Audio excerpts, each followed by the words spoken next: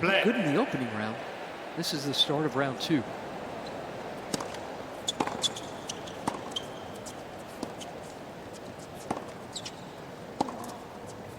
Yeah, I had the pleasure of commentating on his first run, win over Elmo, the young Dane. And Tommy said it himself in his post-match interview. He was so happy with the way he moved in that match. He felt quick, he felt fast, he felt like he was fit and healthy in that regard. He's had a few things going on, a foot injury this year, but also a sort of sports hernia, sort of abdominal area injury, and for me it's still limiting him slightly on the serve. He's usually got such an effective kick serve, but to hit that you really got to open up that midriff, and just not sure he's at full capacity there. But certainly in the first round he was moving at full capacity. Certainly looked like that to me, and he felt that in the interview.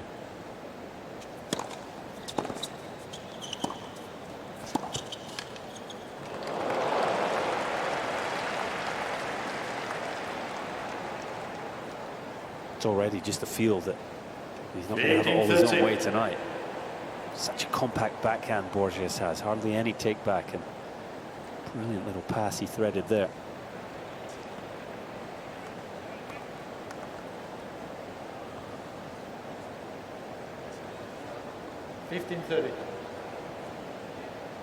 Yeah, Nuno's just asked what the score was, because on the big screens it's saying break point.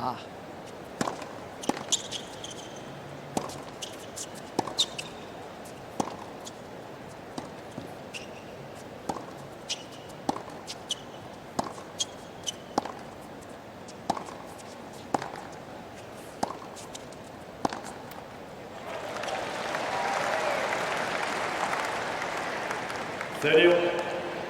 They both hit their backhands so flat. I can actually see the name of the ball as it crosses from one side to the next. So few revs.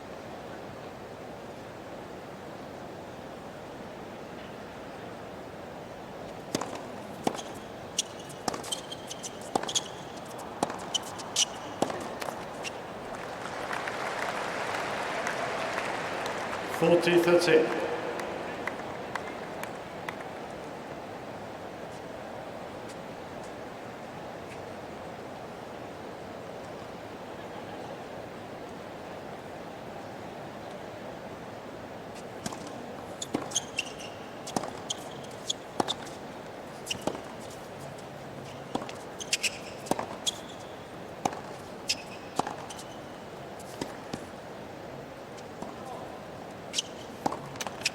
Look how he danced around Tommy Paul to give himself that forehand. So, Robbie, if he's in top 5 of the quickest movers on tour, give me the lowdown. Yeah. Go ahead. I think Alcaraz. Yeah, you got Alcaraz. Gilmore Feast is a joke. Alex de Minaur, I think he comes out of. He's our #1 runner because he is so quick off the mark. Okay. And I think maybe Tommy's the closer at #4. Oof. I think Tommy's the closer. What about a young Frenchman that isn't here, Arthur Fils? He is quick. He is very quick. But we've got one Frenchman in there already, so I thought they're well repped. And French is the language of diplomacy. There you go. There you go. Yeah, I think we've got a pretty good squad there. Nuno Borges to serve. Prepared to take them with me against any other athletes over a short distance. I think we have to take Sinner as well. Maybe not on raw speed, but on tennis movement. Court management. Mm-hmm.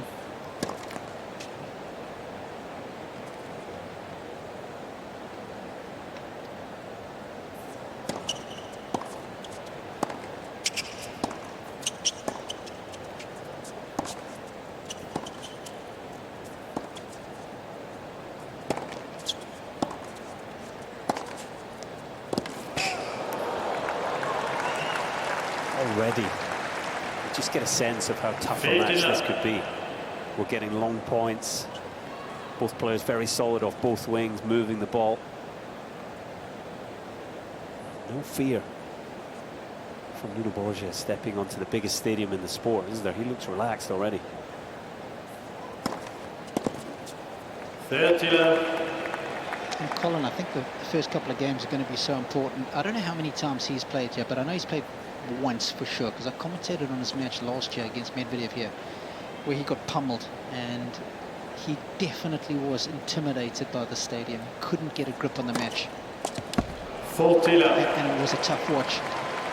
And I'm hoping that he's better off for that experience. Can settle to this one quickly. He lost to Medvedev, love 1 and 3, I think it was. Already looks like he's benefited from getting that one off his back. What a hold that was. 1-0 first set.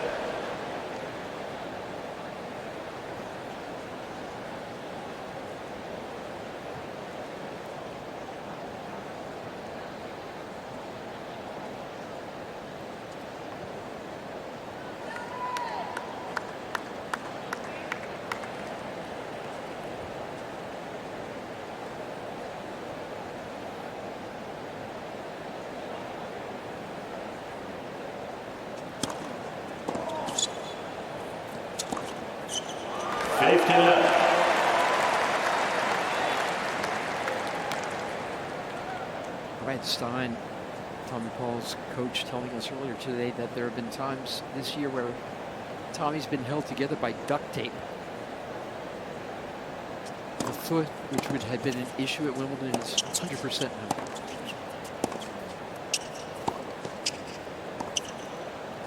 now. It's been an unusual year for Tommy. You know, a lot of positives to speak of. Quarterfinals of Roland Garros, for example. It's a brilliant result. Taking him inside the world's top 10 again for a period, but injuries have really blighted him. 30-15. Terrible luck, right? It was the clay where he really started to have that sports hernia, abdominal type pain, but it's also the clay in Madrid, wasn't it, Mary, where at the end of the tournament his shoes were taken from his locker. Yeah, he lost. Took a day off. And when he went back to the locker room to collect his stuff, everything was gone, including the orthotics in his shoes, so he had to get a new pair of them, and they were stiff, and they hurt him a little too firm, and that's when the foot actually started bothering him. Luckily for him, he tore his tendon. He ruptured a tendon at Wimbledon, and it helped the pain. They didn't even fix it. That is what cured his foot. Oh boy, they just left it alone. As Brad Stein explained, they didn't repair it. He's got very high arches, and they said that the tendon wasn't really doing too much of anything when you have that kind of foot structure. And now he feels fine. It's crazy, isn't it? It's a little nutty. 10 days in a boot after Wimbledon, just to let it recover and heal. Cincinnati really was just a sort of return to the tour for me. He won't be concerned at not having a deep run there.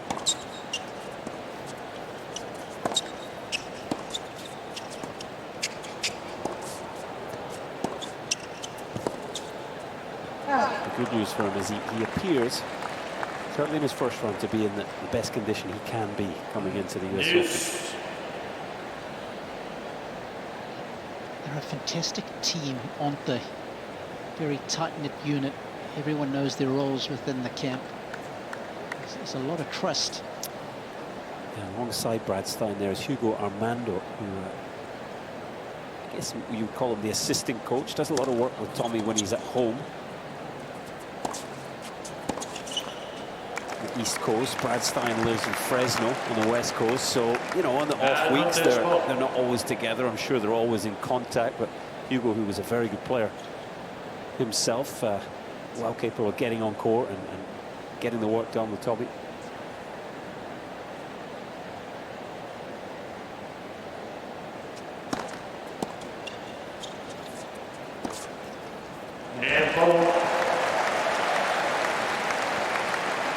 Tell you already the quality of this match is so much higher.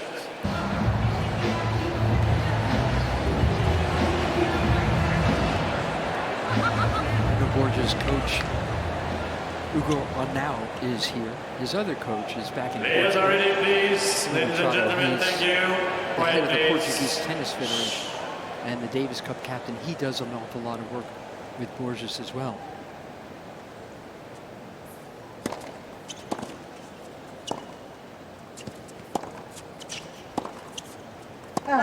Love 15.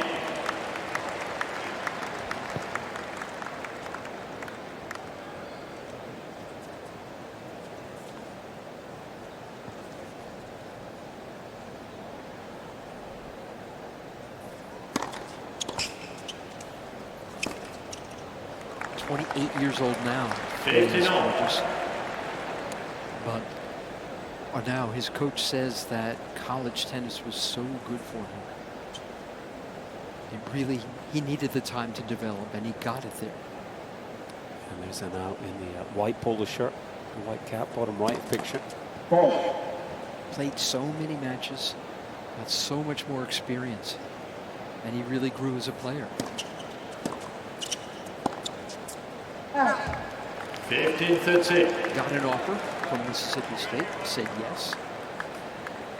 And a lot of Portuguese players come to the States because there's really not a huge program and development program in Portugal.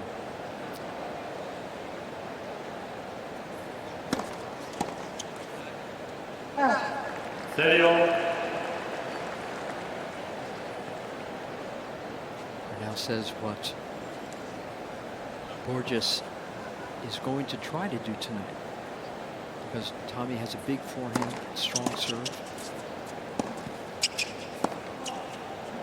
Borges is going to try to make him uncomfortable. 40-13. Take his chances when they come.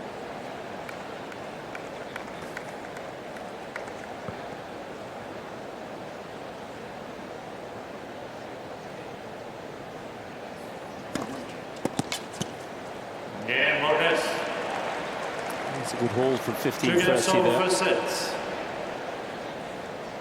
Starting to build a bit more of a system in Portugal, I believe. You're right, Mary, that, you know, the structure maybe hasn't quite been there for them, and Borges benefiting from coming to the US college system, but they've got a sort of national setup now, led by Rui Machado, former pro. Yep. Borges and indeed a couple of young players, Enrique Rocha, Jaime Faria, just outside the world's top 100 now. They're all training together. That's what helps. That's why there are so many good American men playing these days, right? All good friends, all training a lot with each other. Yeah, rising tide raises all ships. By the way, usopen.org, you may have just seen that. Go there to find out what's going on stats-wise, what the draw is shaping up to be after tonight's matches. Why Coco had to suffer to get through her match with Donna Vekic. How easily Jannik Sinner played his way into the third round. And much more. Osaka looking good too.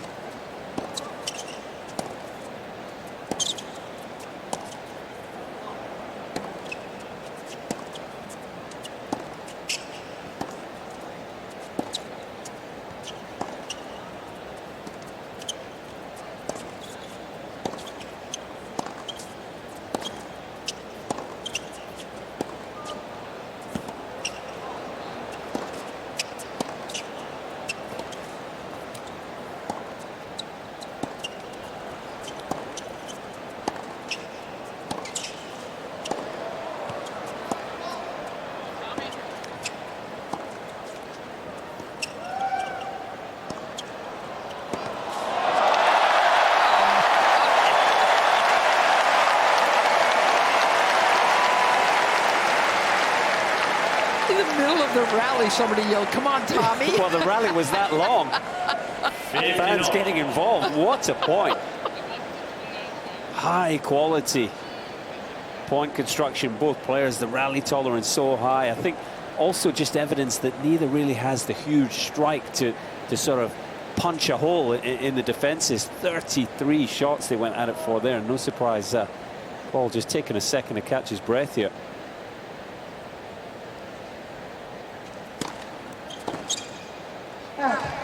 30-15. You cannot believe how loud it is down here.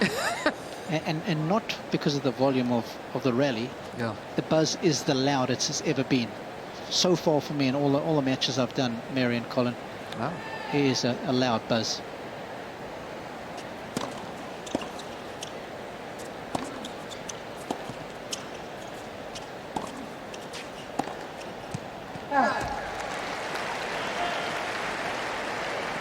Very different to playing at your club, Colin. Where you can hear a pin drop. Yep. It's the white noise of Arthur Ashe. Exactly. The upper bowl in particular. Keep the conversations going.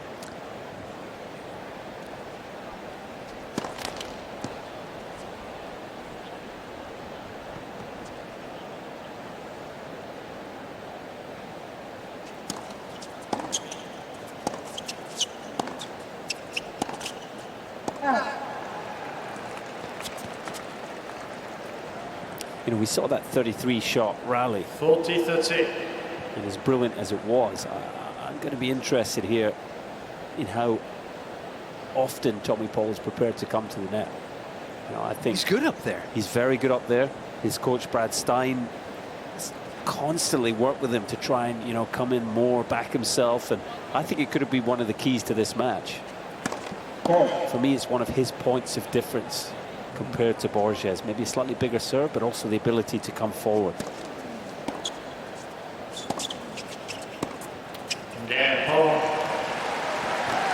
It will be interesting to see how this unfolds. Who wants to end the rallies quicker?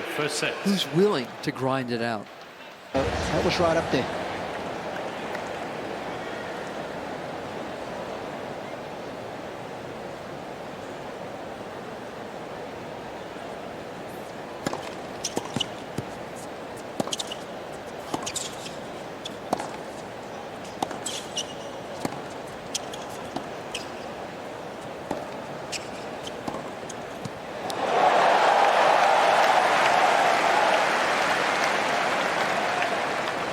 Precision.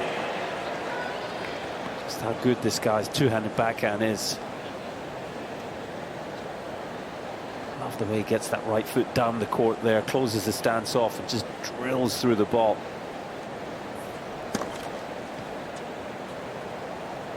How quick do you have to be to still have a closed stance, right? Give yourself time for that. Out.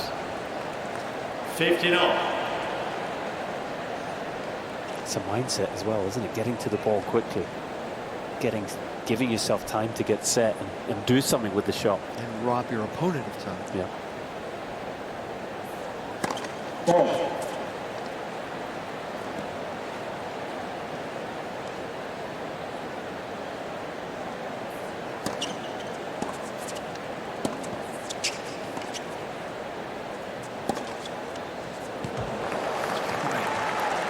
Smooth is this guy, huh? 30-15. It's not effortful for him to hit shots that well. Yeah, he generates pretty easy power. He, you know, has not got huge swings on either forehand or backhand, but the backhand can look like a bunt. Yeah, he can flatten both of them out, get it through the court. 40-15.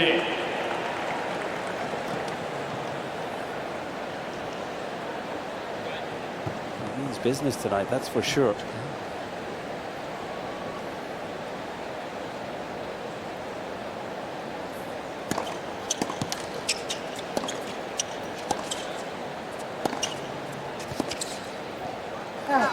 It's a good hold for Borges. I mentioned I'm interested to see how often Tommy Paul will come forward tonight. The other thing I'm really interested to see is how much he is prepared, how much he tries to use the crowd. I don't know if you agree, but the first 6 games doesn't necessarily feel like an American against a Portuguese. It's just two guys going at it, right? Yeah, he's not like Ben Shelton, not like Tiafo. He doesn't do all that stuff, you know. I don't think he's got that personality, that temperament. Yeah, he's a different character. You're right. I just think, you know, he's got an entertaining brand of tennis. So when he does play a nice shot or he comes forward, just give that little fist pump, that little shout that just brings the crowd into it. more on his side.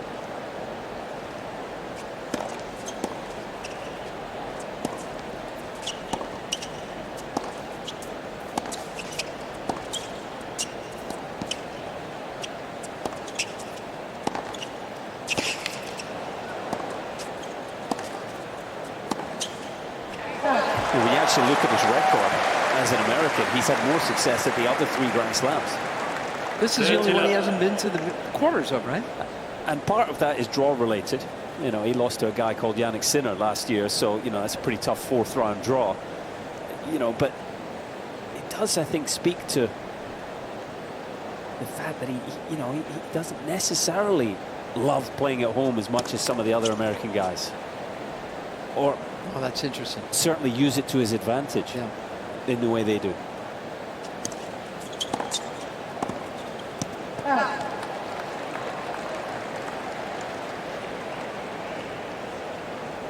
Thirty 15.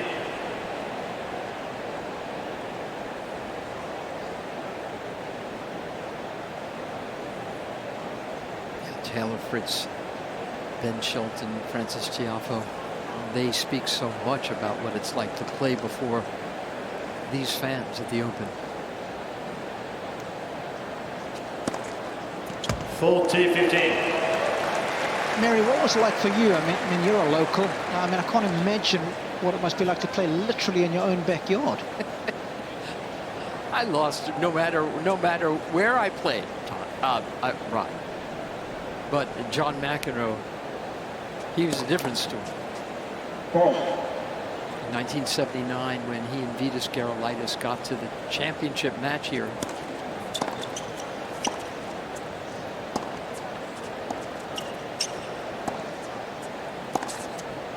a match that McEnroe won.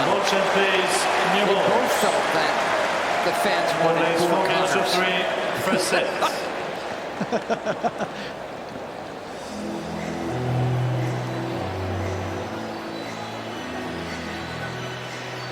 And just to continue that thought, when John McEnroe played Jimmy Connors here at the Open, Jimmy's not a New Yorker.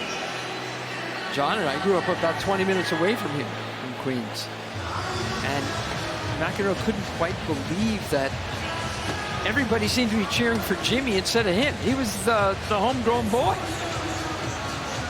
As you can imagine, it didn't please him. I mean, you would know way better than Robbie or I, but the crowd here, they love energy. I mean, with Daniel Medvedev the other night, it wasn't necessarily, it was slightly toxic energy, but it got them going, right? Yeah, it did. And Medvedev has also charmed the fans here before.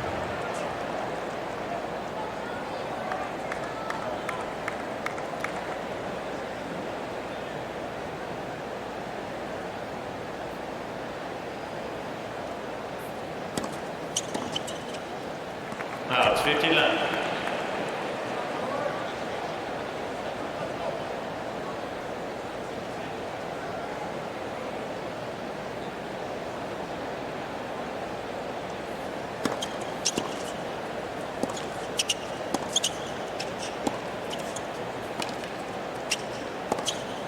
Oh. 15-0.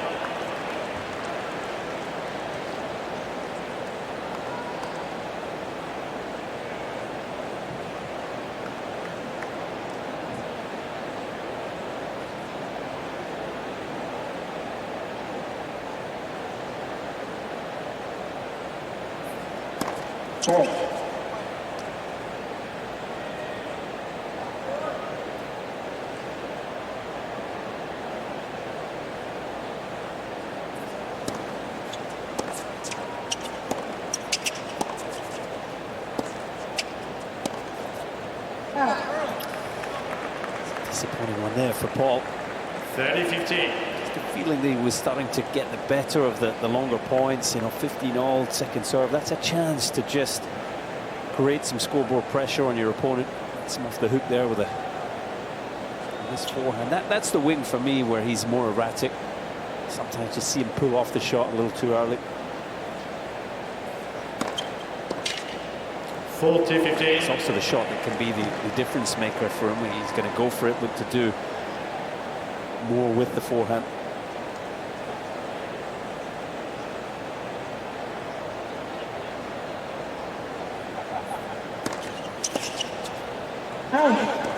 Yeah, Morgan.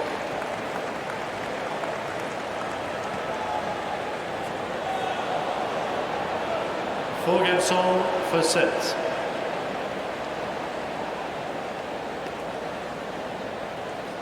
Nuno Borges can keep up these serving numbers. It would be hard to break them. 75% first serves in, and on both first and second serves, he's winning 80% of the points. Yeah, just 4 points lost in total on serve. Whew. It's tidy. Squeaky clean so far.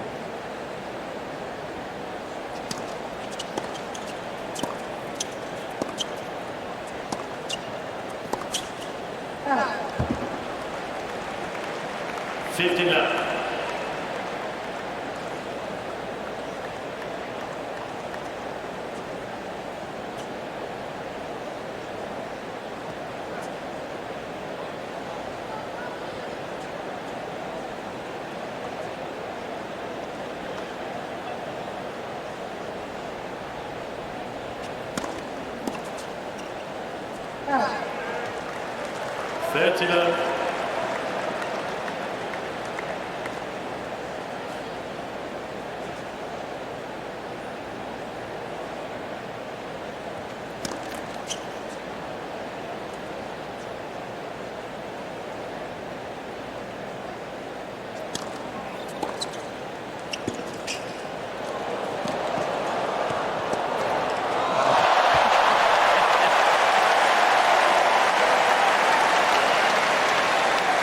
So good from Tommy Paul.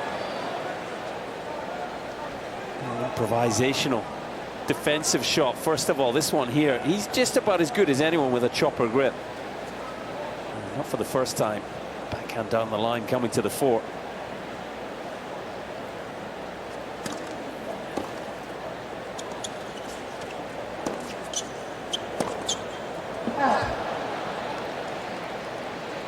Just to pick up on that last comment, he is so good at improvising, and I love to see that with great players. I think so often the kids, they're dazzled by the spectacular shots, as we all are, Colin, but so often it's an improvisation, maybe early on the rally, that's kept them in the rally so that later on they can hit that spectacular shot or chip that big first serve back in play on a break point.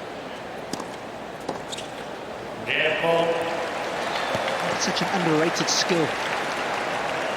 Now, Paul says he feels like he can play some of his best tennis here. Now he says there's nowhere else I'd rather play.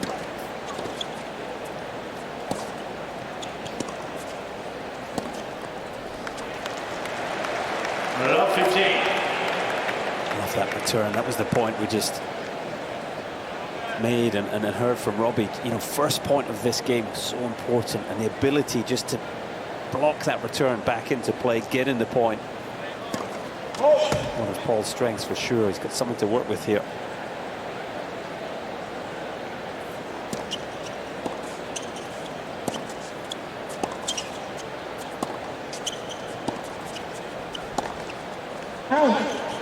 Love 13. Just what you were talking about, Colin. It's amazing how quickly this sport comes at you, isn't it? I mean, he's played well, but here he is, love 30, pressure on.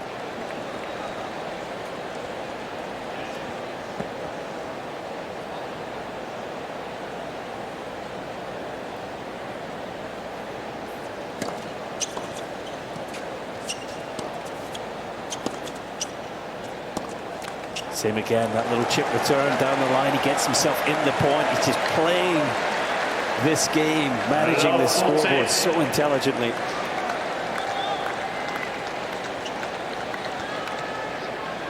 So good to watch and appreciate.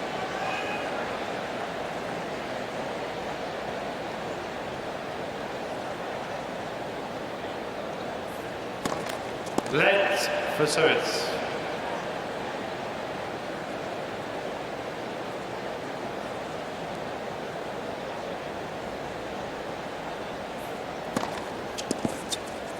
15-14.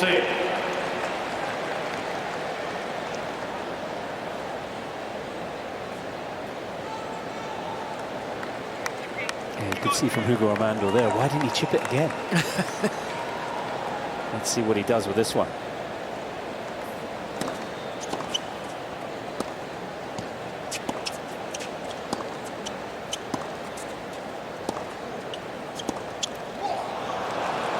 He chose to hit. The return wasn't the problem. 30-14. A little tense on the backhand, trying to take his chance here. Still got one more.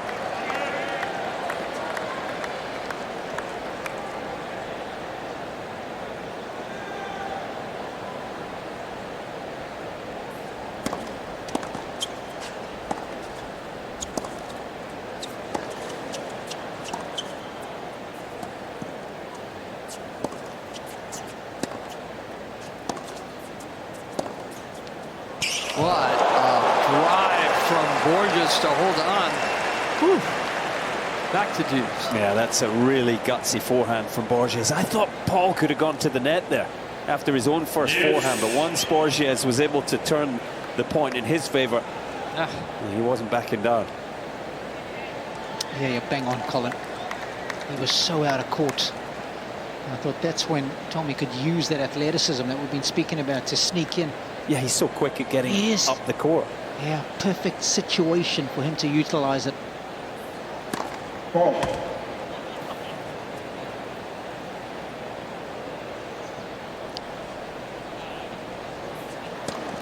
Let's second service.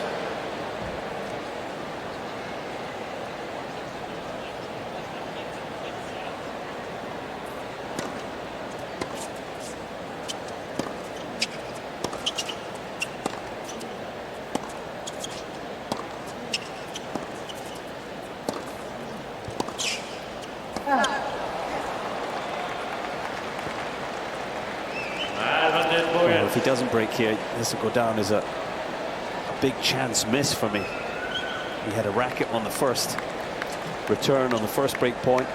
He had a look at the backhand on the second one and a chance to go in on the third. Take any of them.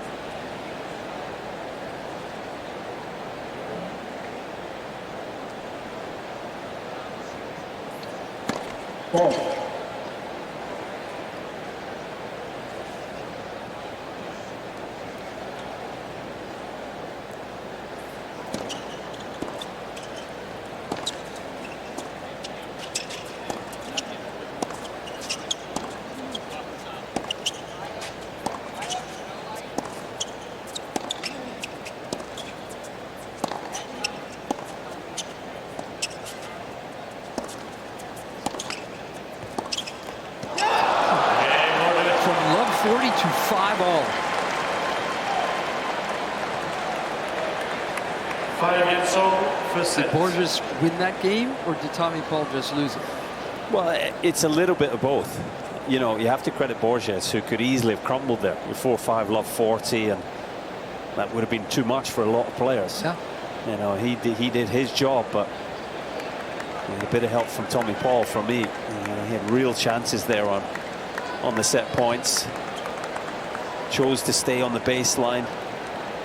Finds himself at 5-all here.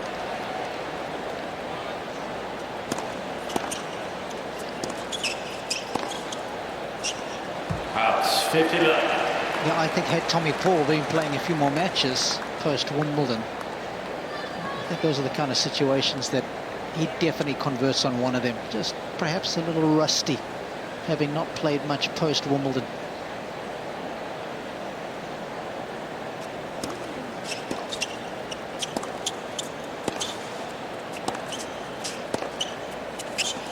Robbie, your courtside, does Borges look to you as relaxed as he appears? You know, he seems comfortable. He does.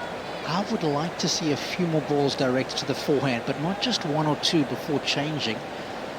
It's definitely the weaker side. We've just seen an unforced error there, but 3 or 4 or 5 in a row. That's 40 left. I think Tommy's inadvertently playing him into form. He hits 2 forehands, and then it's to the Borges backhand. Borges settles the rally with his backhand. Then it's 1 or 2 forehands back to the backhand.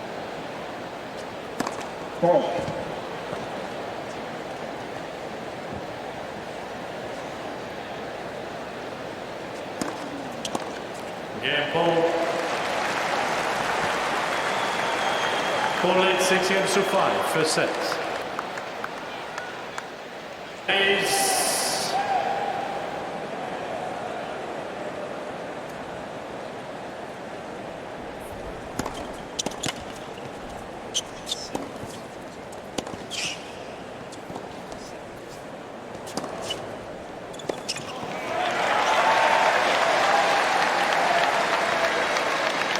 Love 15. He's got the first point again, just as he did at 4-5. Something for Paul to work with.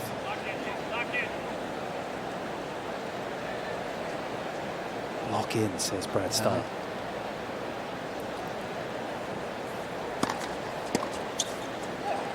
He's told that to a lot of players he's coached over the years, and he's had some beauties.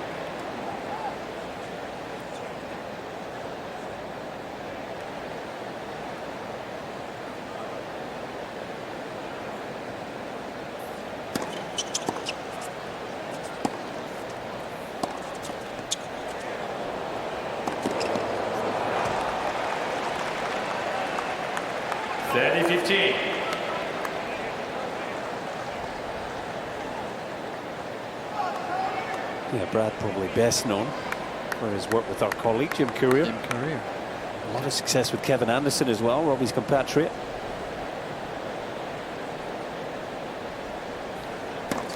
Let's for service.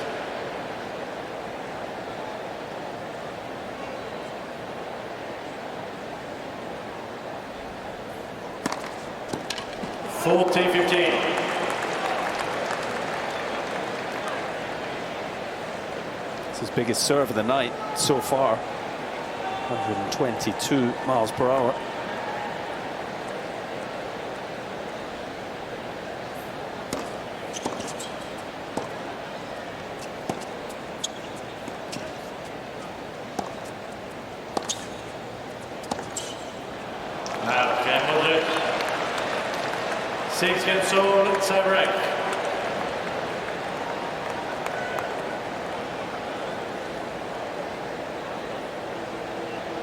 Doesn't seem like his pulse has been racing at all to get to this tiebreak against the 14th seed. I think Robbie was right. That match with Medvedev, although he got blitzed last year on this court, it helps to have played one. Yeah. I also think he's pretty comfortable with the way the match is being played. Yeah, this is the match he wanted to play, right?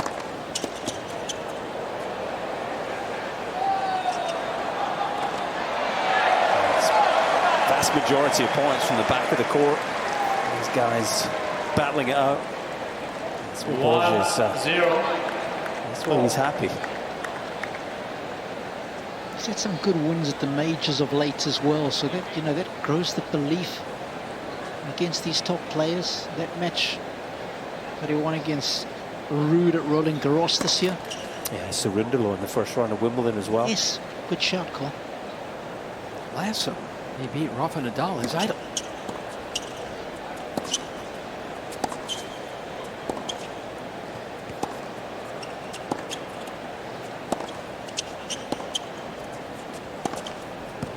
Even taking a set off Alcaraz this year, the third round of the Australian Open, things like that, I think mean that when the schedule comes out and he sees he's on ash against Tommy Paul, he's not thinking, oh my goodness.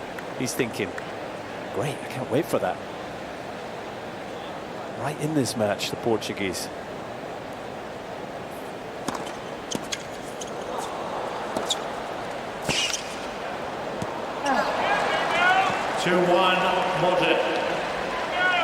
Cranking his serve up here, tail end of this opening set. He really fancies his chances. It's going to be tough for Paul to get this one across the line.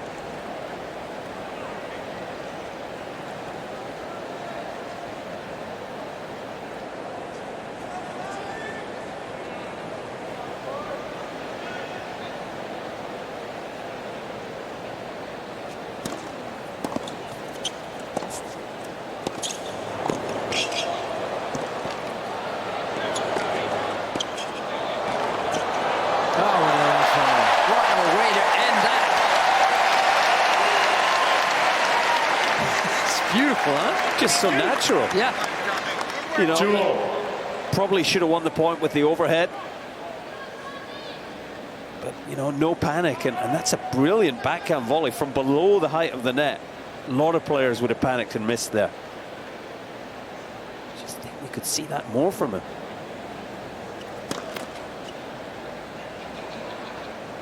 Six times he's been at the net so far. He's won 5 of them.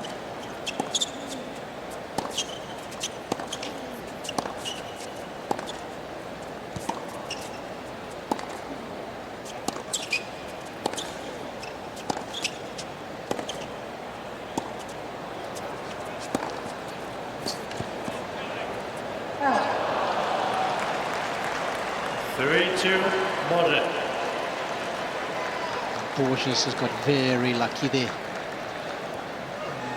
That second forehand was a little bit of a shank, and the hack spin has made it just drop in. Talk about how long Brad Stein has been in business, and he had Jim Courier, had Marty Fish, Taylor Dent, Jonathan Stark, a bunch of Americans, and Sebastian Grosjean, Frenchman. Now he's got Tommy. 3-all. Oh, come on. Did that stay in? What a nice reaction from Nuno Borges. A little apology. This was slightly mishit. Oh, yeah. We looked for all of its flight like it was going out, and it just landed right in the corner. He's aiming there, though, isn't he, Borges? You know, that forehand. Yes. It can get a little slappy. I thought you meant Paul was aiming for the corner of the baseline. Yeah, that too. Yeah. No, he's definitely targeting the forehand, yeah. Rightly so. Yeah. You know, Paul's backhand is more reliable, particularly on the return of the first serve.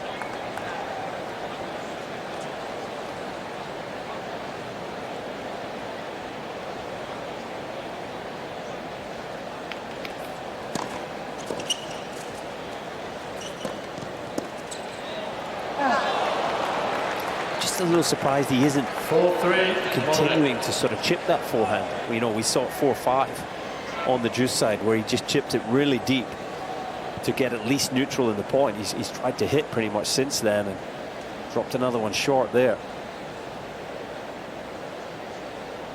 Borges is thinking clearly, though. Big couple of points coming for Paul here on serve.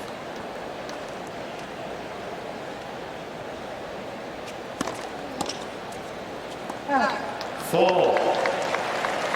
It's got to be close to as quick as Colin at 131. How does that match up? Equal, I think. Equals his quickest for the match. He's definitely got an extra gear when you put the two serves up against each other.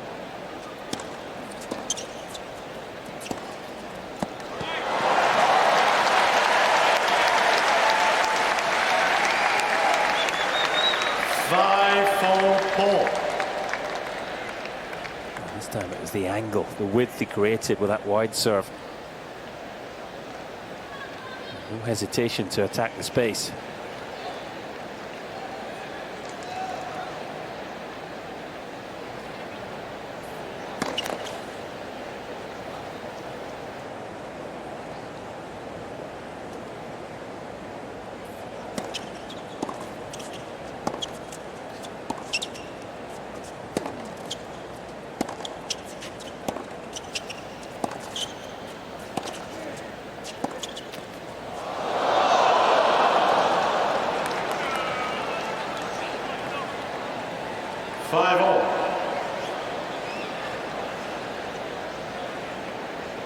In the last 3 minutes or so, a little bit of a breeze has just picked up.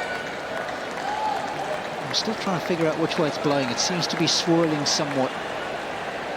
Definitely enough to affect the shot making.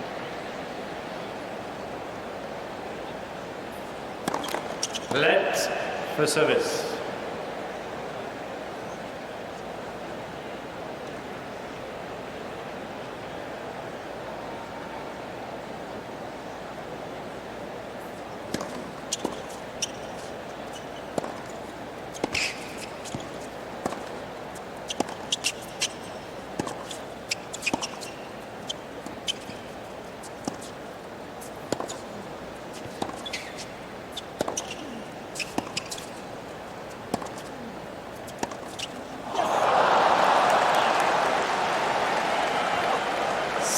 Rock solid. Yep.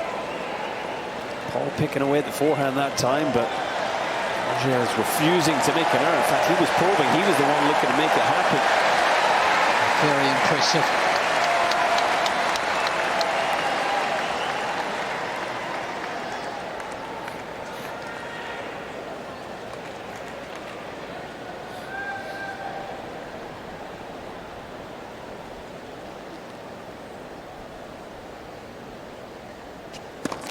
Let's for service.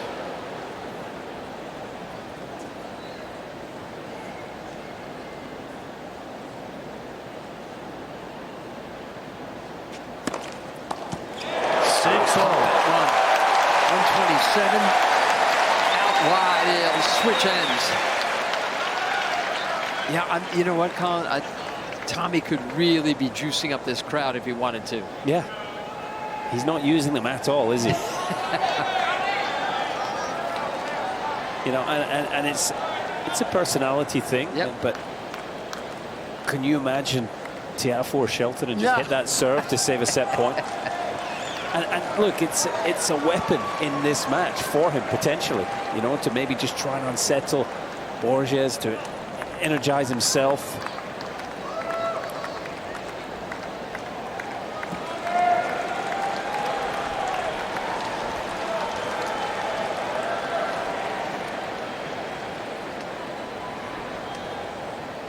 Instead of Tommy exhorting the crowd, they're calling his name.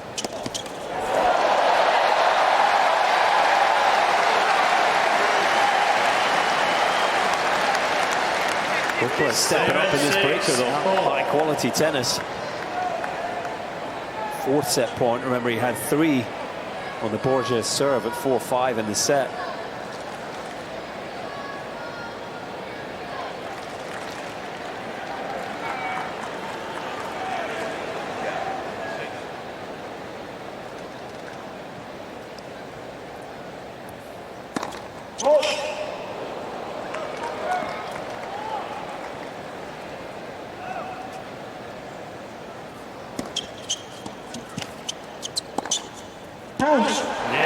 There it goes.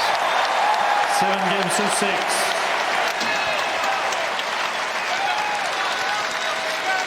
One set to the good for Tommy Paul.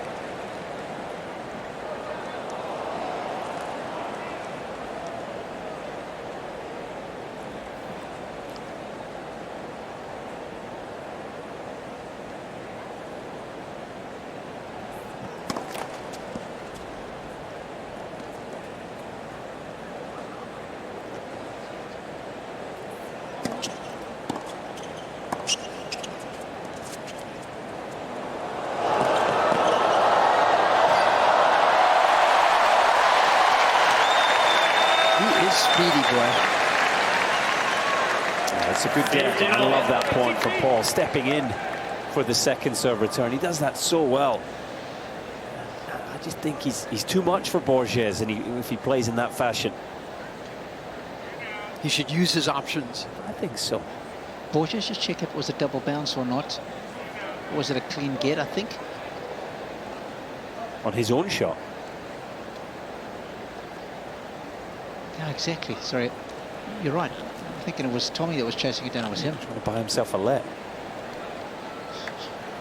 Got to try everything.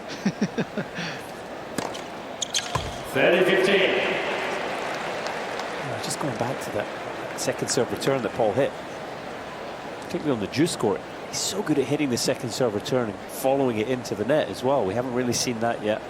I just wonder now that he's got the opening set, if he might just relax into this performance a little more, start to see his full skill set. 30-0.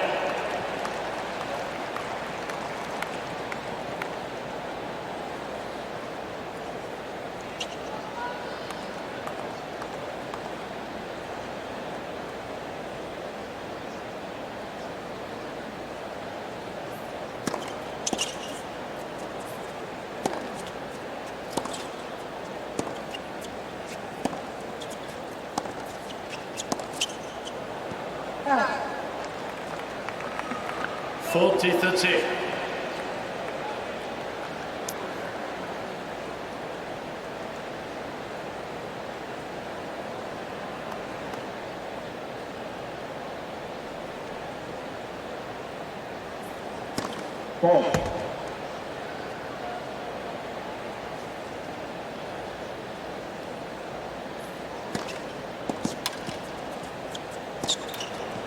Yes.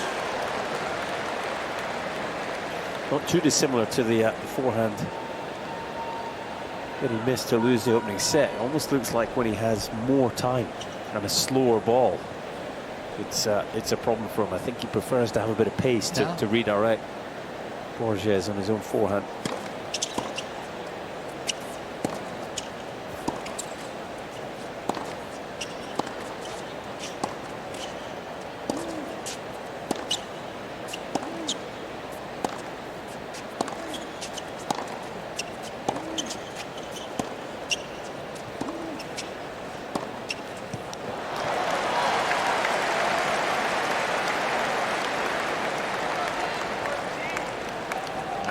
Advantage ball.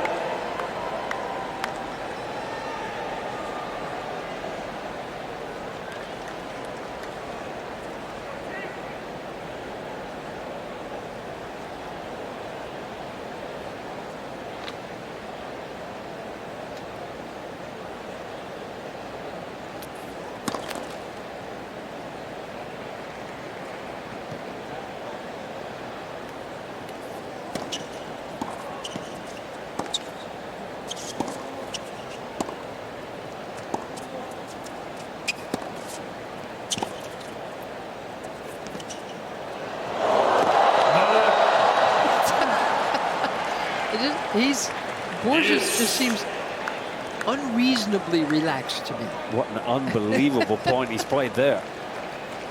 I mean, this is the finishing shot. Little help from the tape on the drop shot, but Paul was pushing him back, and he just kept an unbelievable depth on his ground shots.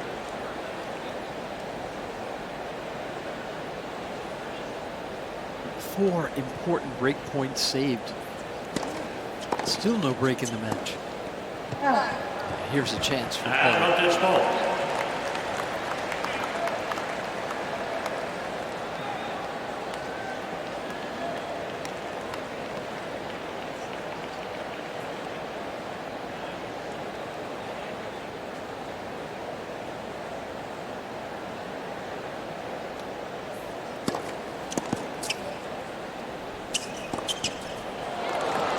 Another save. Yes.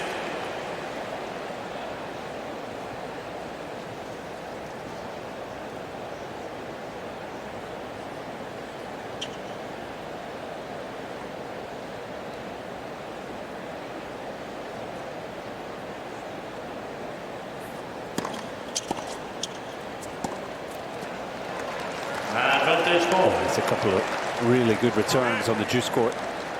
Rushing him on the forehand. Surely the pressure is going to tell in the end here. Another chance for Paul.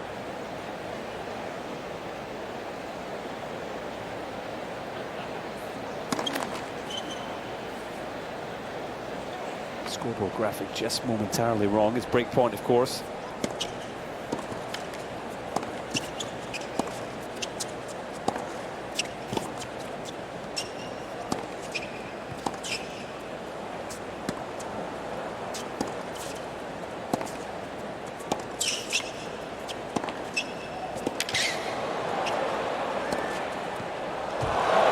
This is so good from Borges. It's unflappable. 0 for 6. It's incredible tennis. Yes. Nerveless tennis, just going for his shots. Paul moving brilliantly, hanging in the point. It's another winner to hang in the game from Borges.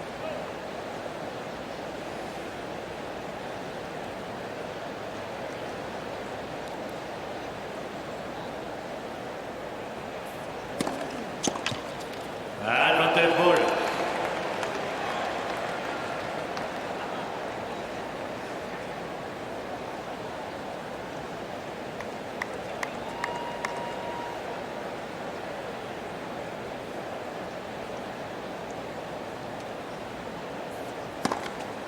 Game Look at over. that. He gets out of it again.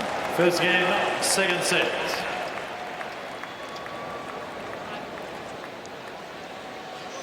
I want to get your opinion on something when a player applauds an opponent. Sometimes you'll just see Tommy tap his strings as if to say, good shot. I've seen him do it a couple of times. Do you view that as a sign of weakness? You should be ruthless and you shouldn't give anything away to your opponent? Or can you see it as a way of relieving stress on yourself and not getting too upset when somebody plays a big point? Do you have a particular way of viewing that, Colin? Yeah, good question. Tommy likes doing that, doesn't he? He does. All his matches, he's quick to applaud good play, good shots by his opponent. I don't think there's a right or a wrong answer. I love that. I think it's a personality thing. He's a gentleman. Some players might say, that's weak, you know, never show Yes. that to your opponent, never make them feel better on the court. But equally, sometimes it's a way of recognizing yourself that, you know, it's easy to get frustrated when you're missing break points, but remember, the other guy has got a say in the match as well and is playing some good tennis. And I like, Robbie, I like your point. It's like you're basically saying, yeah, that was too good, but let's keep going. It's almost like a de-stressor, isn't it, Mary? Yeah, I think so. To Colin's point, you could be frustrated, but hey, you know what? This guy's played a good point. Yeah. I think it's lovely. I think that comes a little from his coach as well, Brad. Yep. You know, he's always quick. You ask him about a game plan, he's always quick to say,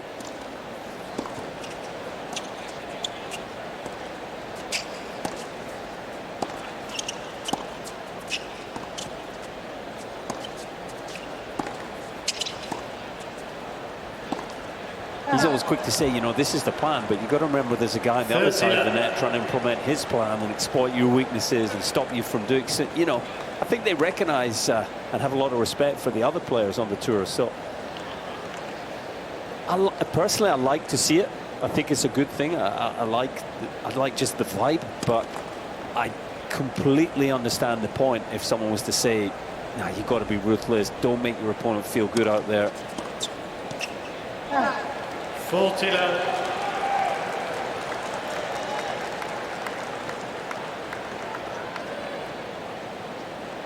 I'm trying to think. Rafael Nadal, for me, he's the best competitor we've ever seen. Certainly that I've seen play.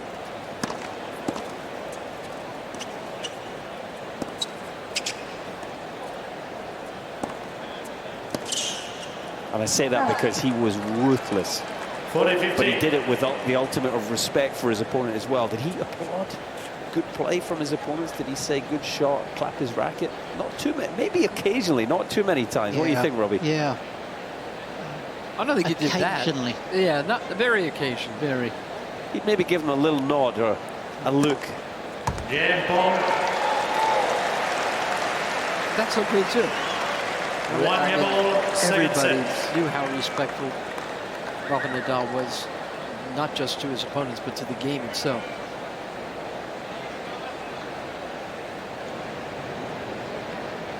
Everyone's different. Everyone's different.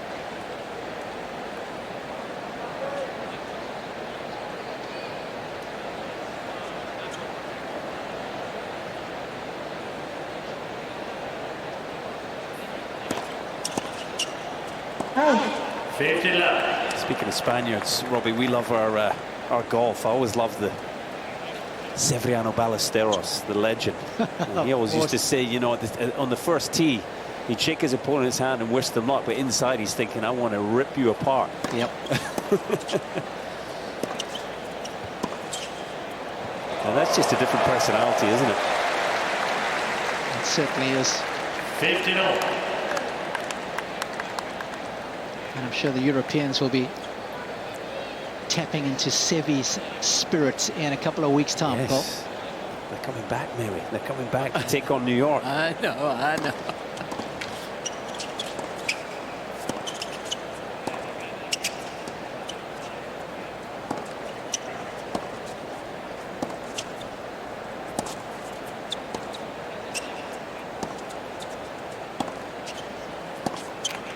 I just think that's another point where Paul's got to be looking to come up the court there.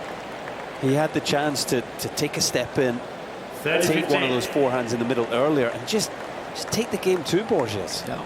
By the way, there's another golfer I'm thinking of, the legendary Babe Zaharias. She used to walk into the locker room and say, "Okay, Babe's here. Who's coming in second?" She did that all the time. Did not always go over well. 40-15.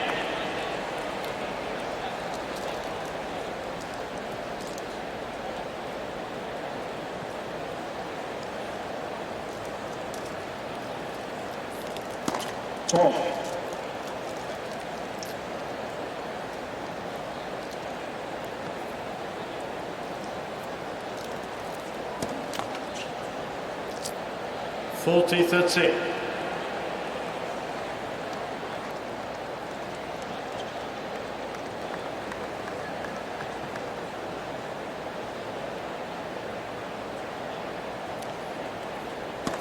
Ball.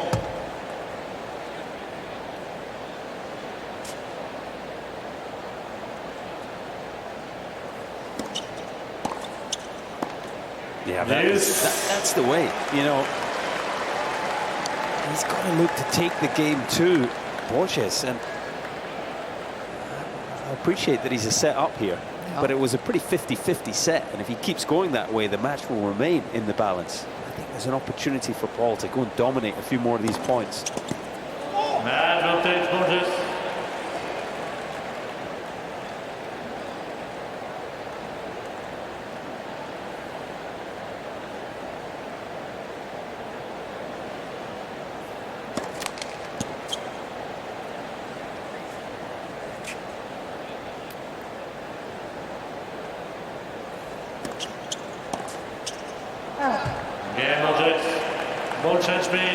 Which is his favorite bands. There we go. Yeah.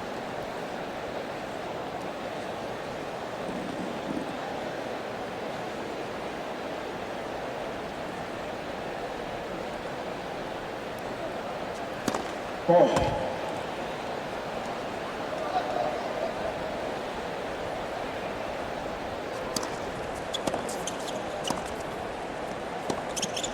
Ah. 15 left.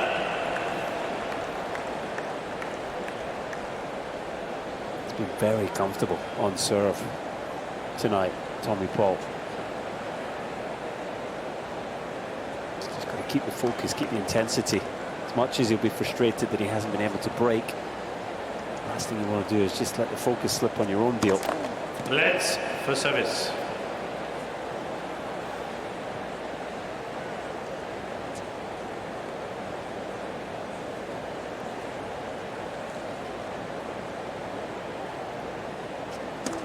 Ball.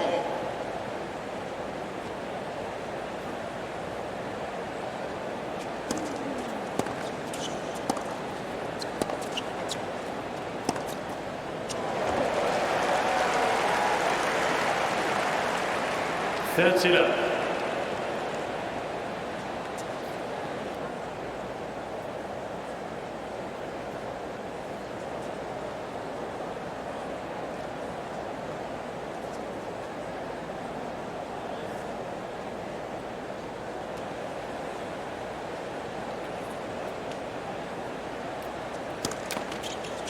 Ball.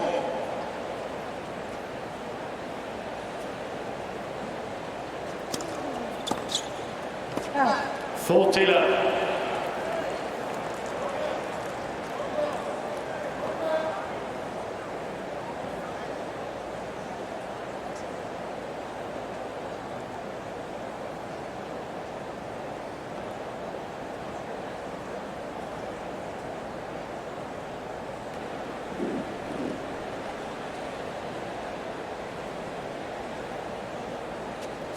Ball.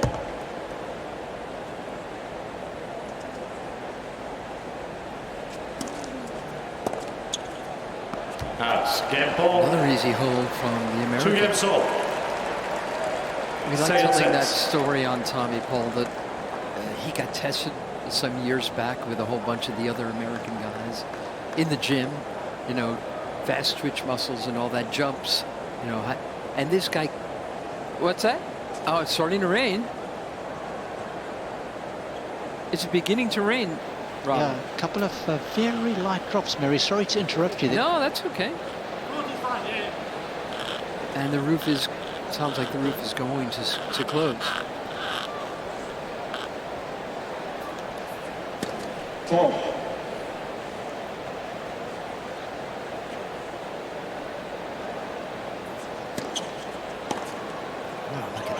Slight winner. And Tommy Paul is the guy, among all the other guys who were getting tested, he did things that nobody else could come close to doing. And you see it at times on the court when he does things like that. He's a great athlete. He's a live wire on the court. Yeah, and his reputation.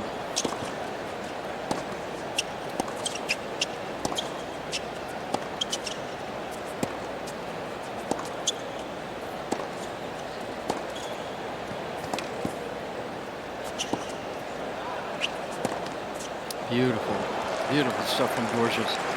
Tommy Paul's reputation is so different now from when he was younger. And he was a partier. And he didn't take good care of himself. But his incredible athleticism let him get away with a lot of stuff. Until the right people around him said, what are you doing? You know how good you can be? I think Brad's got to take a lot of credit for that. Yeah, I do too.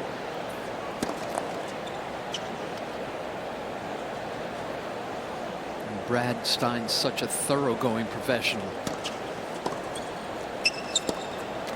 He did not want to invest in Tommy if Tommy wasn't going to invest in himself. I kind of get it. You know, he was a top junior, wasn't he? Reached 3 in the world in juniors, and well, he got contracts coming his way, and he's starting to make some money. He's 18, 19 years of age. You know, he's human, right? Suddenly you go, oh, life is a lot of fun. Exactly. But I think Brad got hold of him, and I think initially they almost embraced the reputation.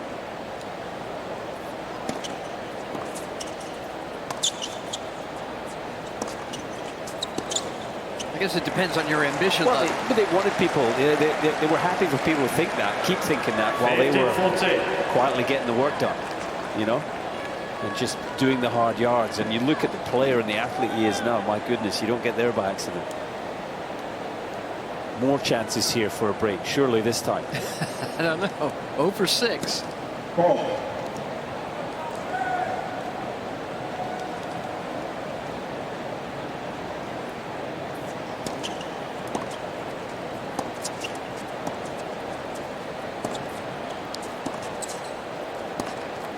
He got him.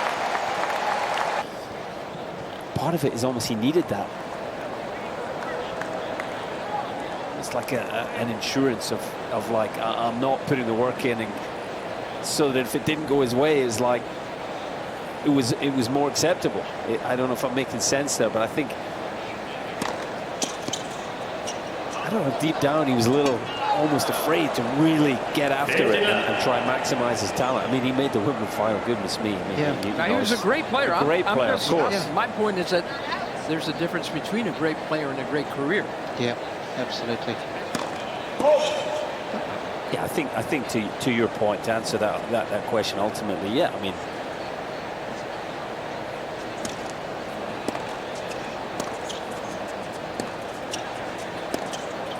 talent alone will only take you so far, right? You know, you've got to work hard to cultivate that talent and turn it into titles and turn it into a career, as you say. Yeah, and I just wonder as well, if you get somebody like Nick at such a young age and you manifest that belief and perhaps a little bit more discipline, I think you have a better chance of steering it towards a career like Tommy said.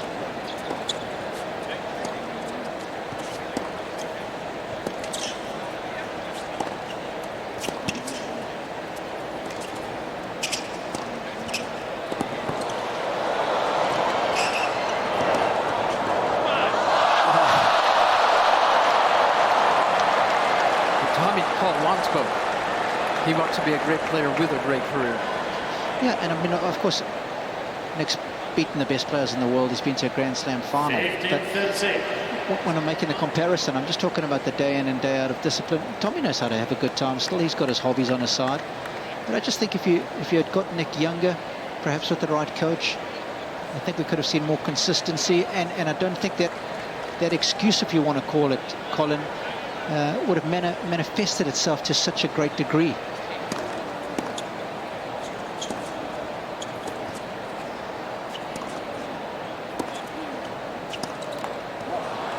What a costly miss that volley could be.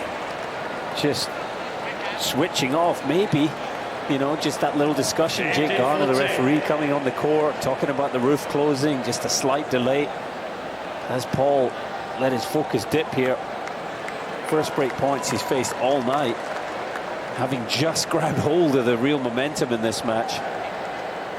And these are big points right here.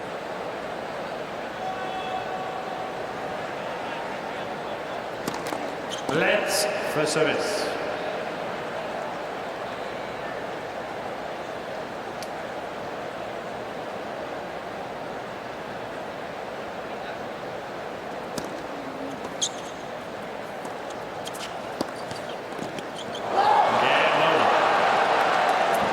There it is.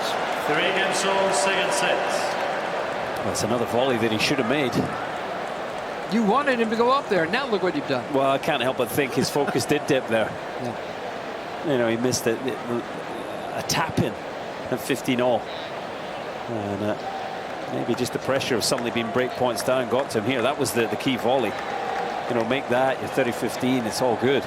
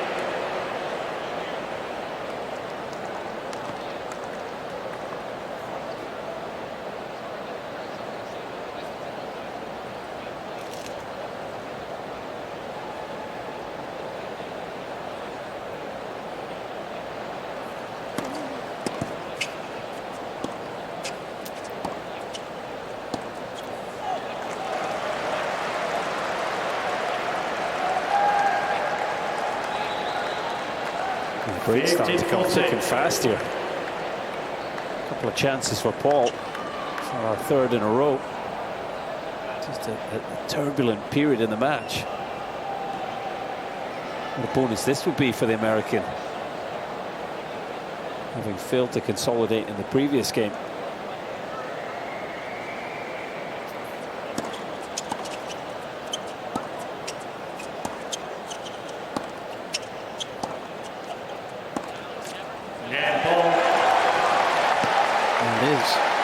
Paul leads 4 games to 3 second sets.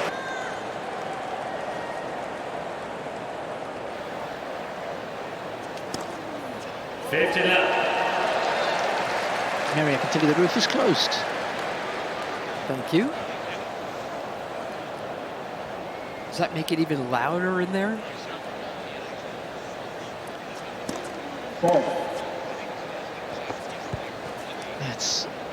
It's been the loudest tonight. It's probably about the same. The buzz is incredible.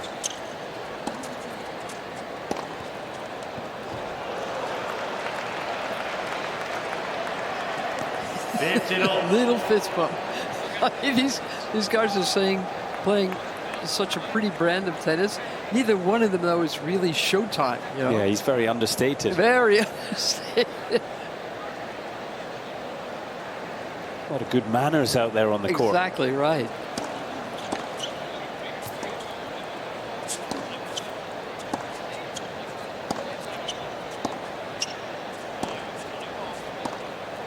And I don't get the sense that a pie fight is about to break out anytime soon, guys. 15-30.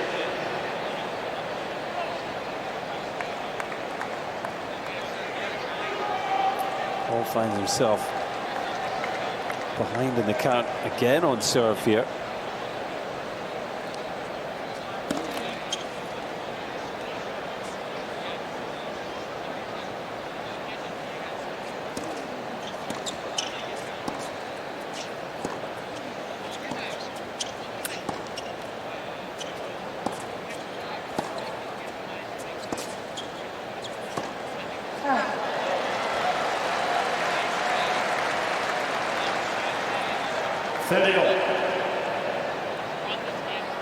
Turn the screw on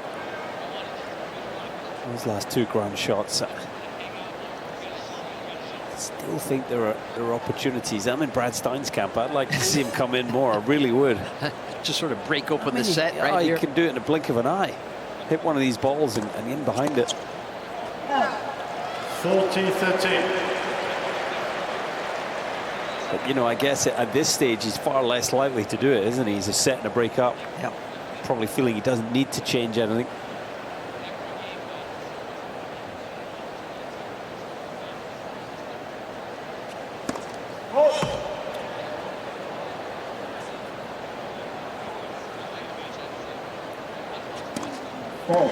Yes.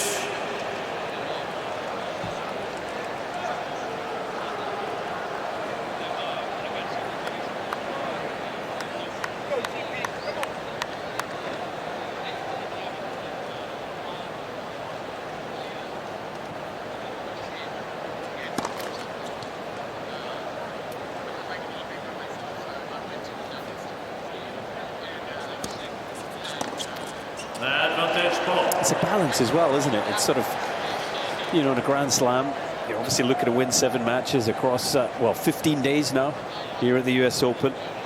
And you've got to play each match. But equally, you've got, I think, got to try and play in a way that gives you the best chance of going all the way. Yeah. And you look ahead in the draw. Who have we got? Well, you've got a potential 4th round against Jannik Sinner for Tommy Paul.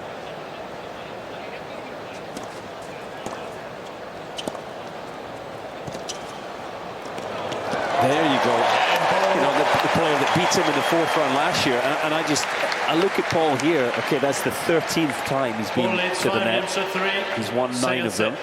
Probably should have won 11 because he missed a couple of pretty easy volleys in his last service game. But I think, you know, it's almost like an investment in the future as well, right? Of course it is, yeah. And he gave a nice look over to his camp just then. Like, I know this is what you want me to be doing. I get it. Do you feel it as well, Robbie, from courtside? Brad Stein just rolled his fingers over one another as if to say, yeah, keep doing that, more of that.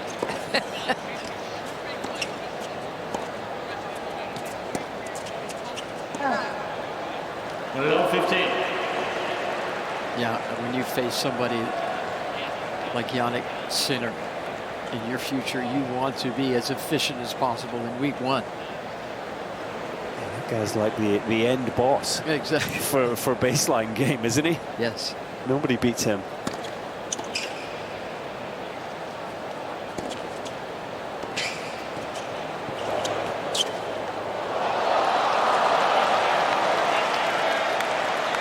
Borges just he's lost his foothold in the match, hasn't he, at this stage?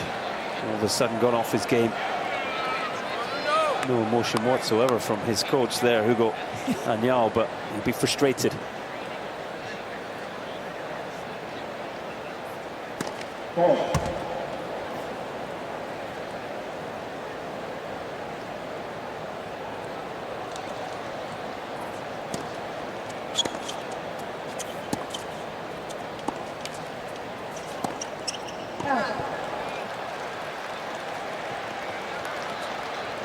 Allow 40.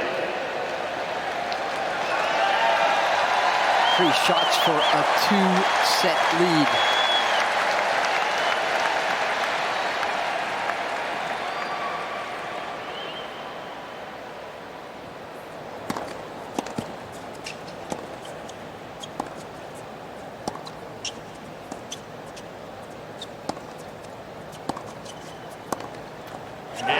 Second set. Kind of happened in a hurry, didn't it? First set lasted nearly an hour. That one went around in 42 minutes.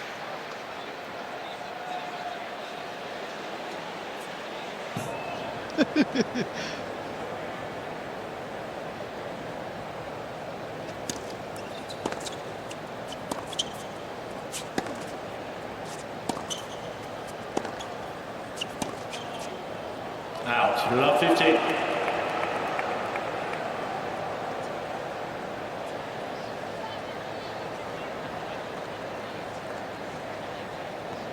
was an interesting stage of a best of 5 set match. Tommy Paul 2 sets to love up. Job isn't done yet. And you often see a player just lose a bit of intensity and end up in a 4th. Nuno Borges isn't the type of player for me that's going to just go down here, you know, without much of a fight in this 3rd set. So Paul's going to have to be on his game, and so far it's a bit of a sloppy start.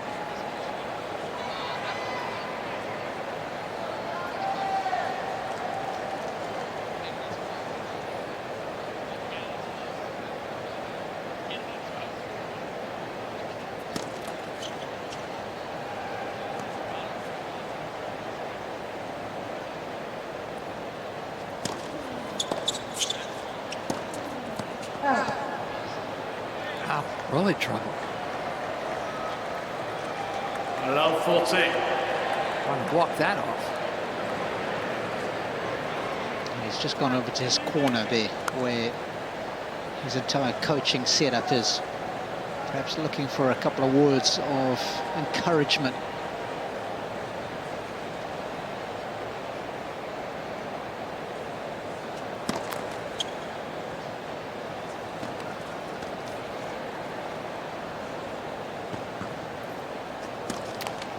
Game Morris. First game, 3rd set. Whatever it is, but How about we want to go home? Finish now.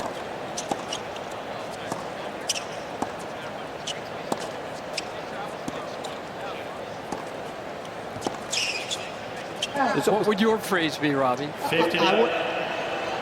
I would think about the rest of the tournament, but I don't know if... I'm just trying to decide if that would be a good thing to mention or not. It's like, come on, you want to go deep here? This set is so important for your next match and perhaps the match thereafter. Now remember that. So it would be a scold from you, Robbie. It would be like a reminder of how far you can go in this tournament. So I think there's a positive thing there. You've got to be careful about thinking too far in advance, but our message is a positive one. You can go deep, but don't waste energy. You have to play the next point and the next point and the next point anyway, so you might as well play it with intensity, because if you win in straight sets here, it's going to help your chances of going further in this tournament, because you'll play with a fuller battery.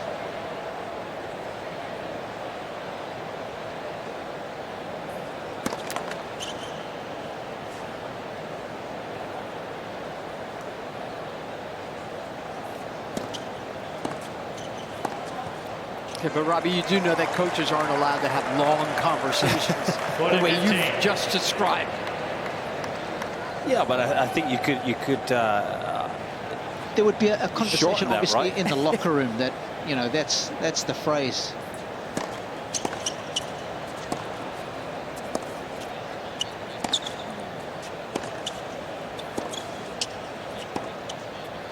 And the message could be one line, you know? Yeah. Come on, remember, we want this in 3. There you go, message sent, whatever it is. But I also think, you know, remember, this guy's not going to go away. Okay. There's another message, because you've got to know the character you're playing. Not just the game, the tactics, you know, that you're playing a person as well. And Borges is a fighter. I think there was a natural lull there. I think a few things happened. Remember, Borges completely capitulated from 3-all. So Tommy hadn't had to do a lot to get to 2 sets to love. He sits down and thinks, okay, this is going well. Borges leaves the court. Paul had a bit of fun with his team, except it was almost like an imperfect storm, if you want to call it. It was like a cocktail of how to lose focus, right? And unfortunately, that's what happened. It's not set over yet. The 14 seed has to find his game again here.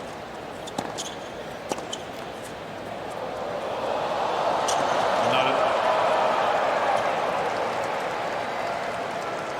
15 left.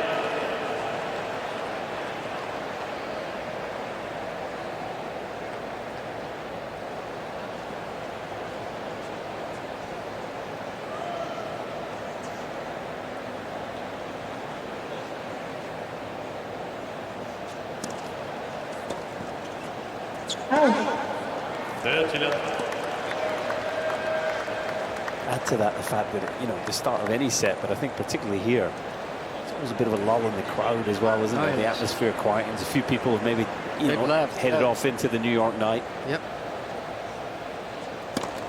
Let's for service.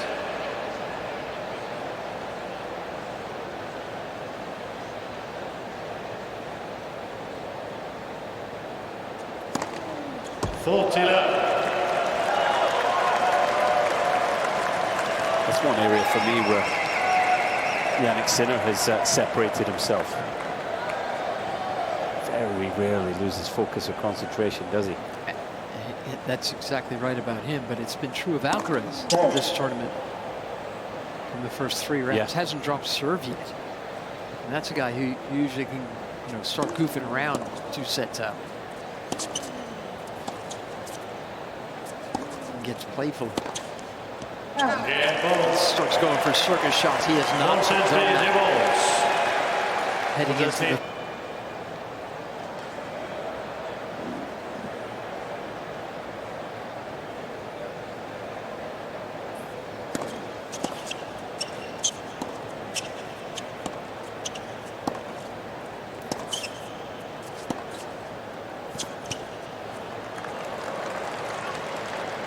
15 left.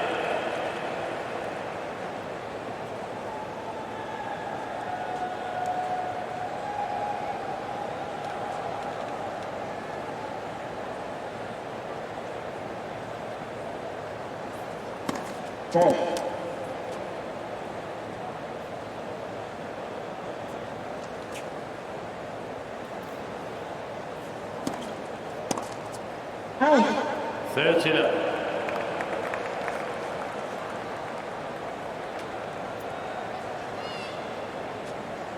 I just feel a bit of frustration from Paul the way this set has started. He doesn't want to let that grow inside. He's got to just work through it point by point.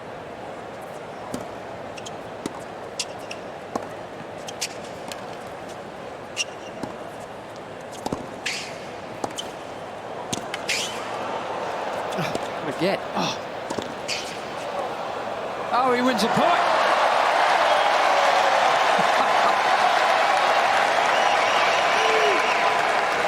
Well, that'll electrify the locals because that movement was nuclear. That guy is so quick. Yeah, this will give him a lot of confidence. Remember, we spoke at the top of the match, the injury problems he's had this year.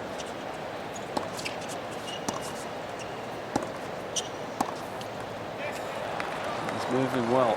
Borges, he might have the appetite for this. First run of Roland Garros, he came back from 2 sets to love down for the first and only time in his career. 2 sets to love down against the qualifier Frenchman Kylian Jacquet. This is a tougher task, of course, against Tommy Paul and Ash, but Borges did 3 games to 1. give us some confidence within. No, he's not going away.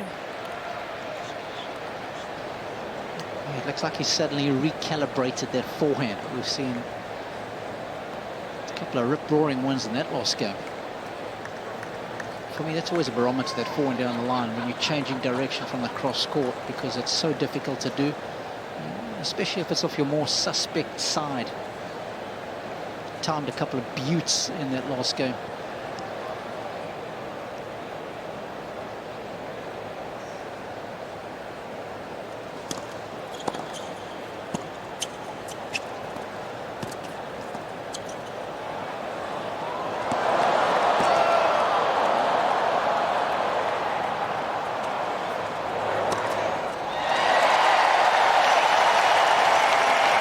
Speaking of periods, how about that lob? Incredible feel of the ball, just nurtured it over the head of Borges here off a pretty low ball as well.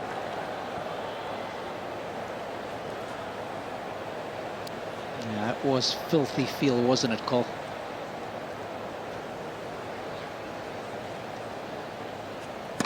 A little bit late in Hewitt about that one. He hit a few of those out here on Ash.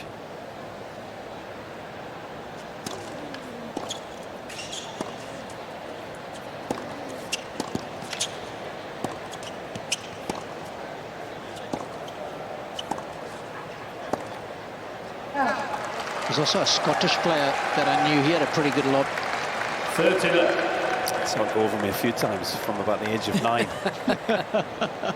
Brilliant. Heartbreakers. He used to hit it when you were at the baseline when we were young. Just hack you off the court. And was Mrs. Murray just sort of nodding her head sagely? She was the one telling him to do it. I can imagine. Doesn't like the ball up high.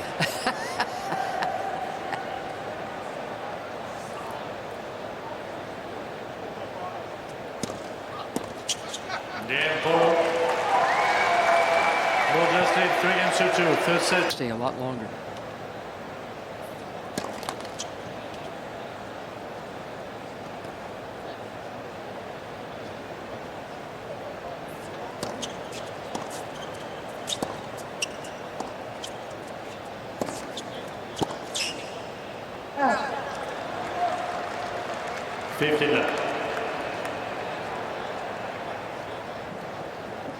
Match about to hit the 2-hour mark.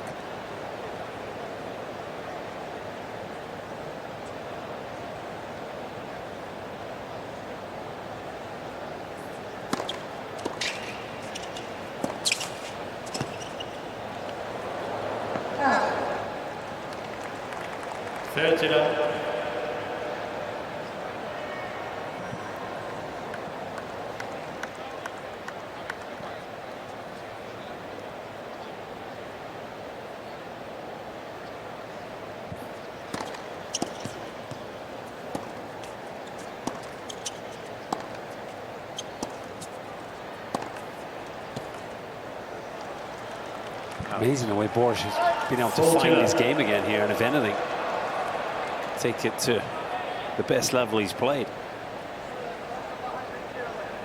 Making a real nuisance of himself. You know, he's not playing along with Tommy Paul's script by any means. You can feel the frustration for Paul. There's been a few looks to his team. This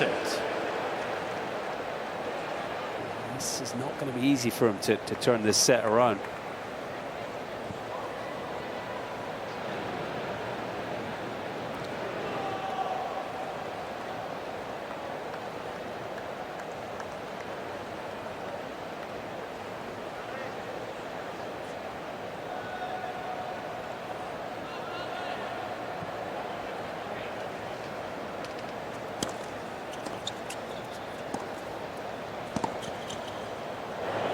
House, 50 love.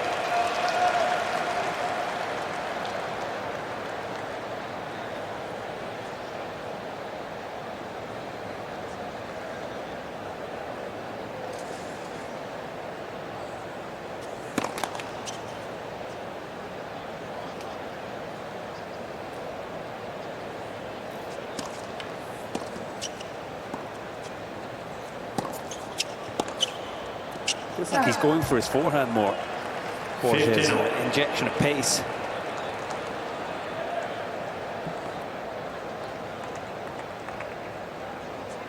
Without really changing his swing, he just leans on it. Yeah, he just gets his weight down the court, doesn't he? Yeah. Pretty compact shot, but just going for it that bit more. 30-15.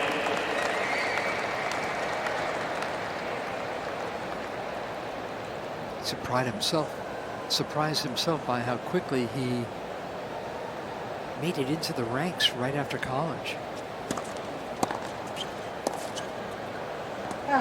Mississippi State, he said, after college I never knew I was going to be top 100.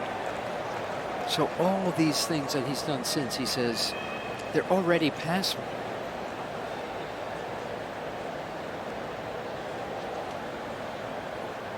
Playing here, Borges at 41 in the world. And this time last year, he was 30 in the world.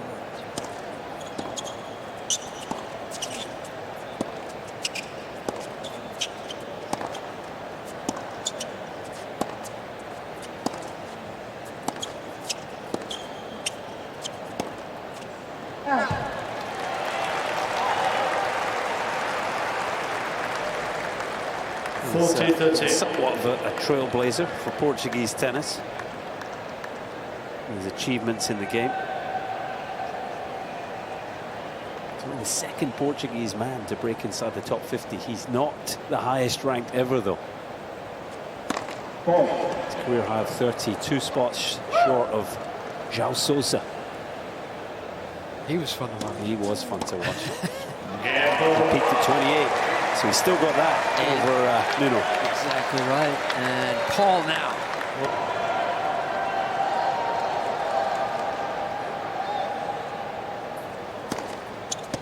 $50 left.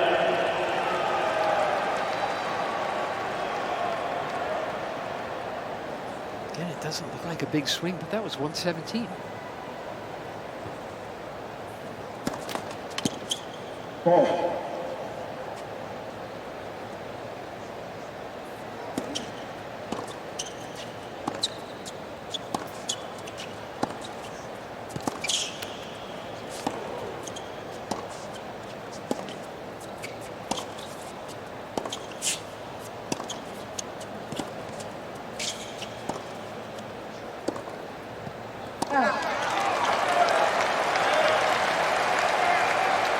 Shake of the racket there from Paul. It's a good point.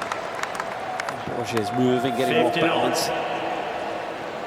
That's what you want on the return game. You want one of the first 2 points, get something to work with.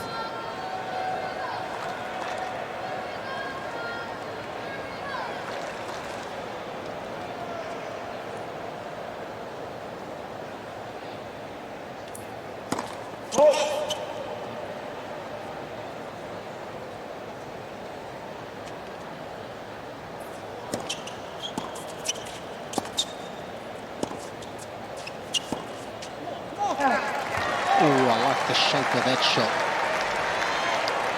18-30. A little extra height on that one, Robbie. Oh, yes. A lot more height. Just changed the contact point completely there for Nuno.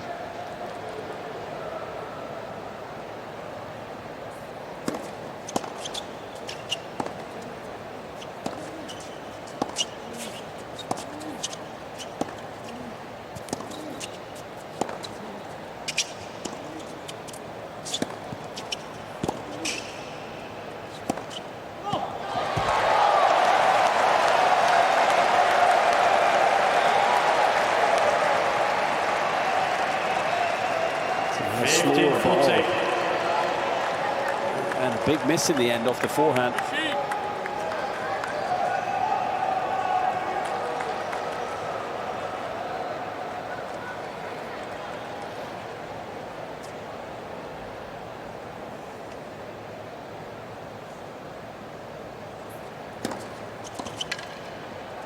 Oh. 30-40.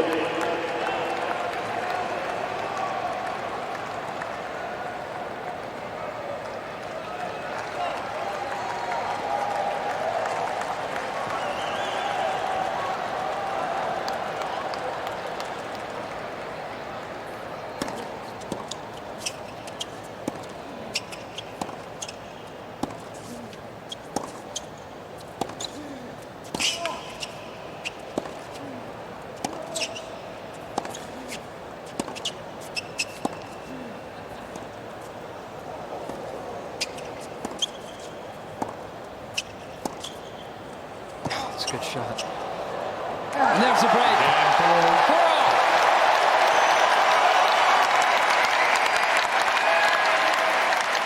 Big time play from Tommy Paul. High quality point. Robbie mentioned that The higher ball earlier in the game, the little slice there just completely changed the complexion at that point. And there's the emotion. There you go.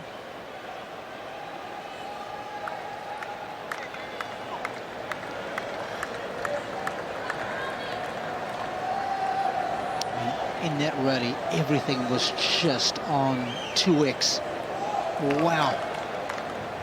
So early, so quick. It's Wii tennis.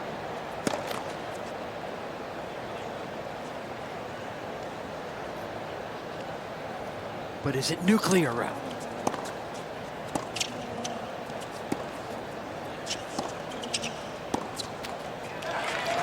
That's reserved only for the movement, Mary. Oh, okay. Sorry.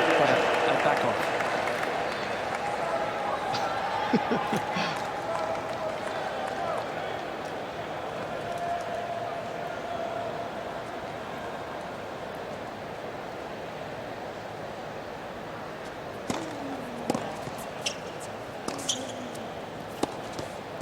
Look at this.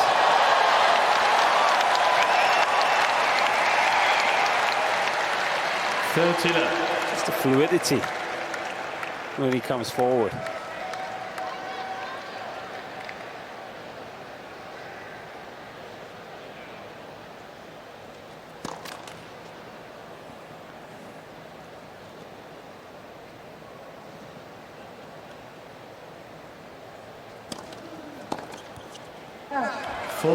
Big second there. He's really got the wind in his sails now, having broken back. You know, he's sort of thinking, come on, I can get this done in straights now. I can get back to the locker room here. Big swing here.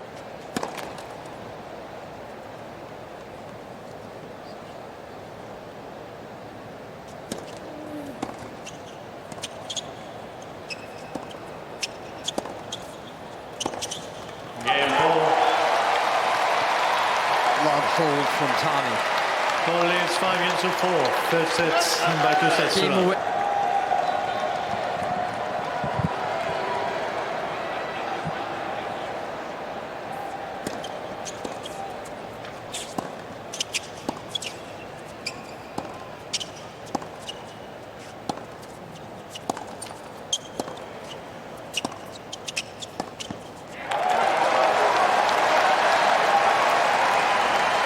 Tommy's just cranked up that volume down a couple of notches. You can see it in his footwork. The pace of shots just increased as well. Yeah, real fresh impetus, isn't there, in his play? Energized by the fact that he's so close to getting the job done.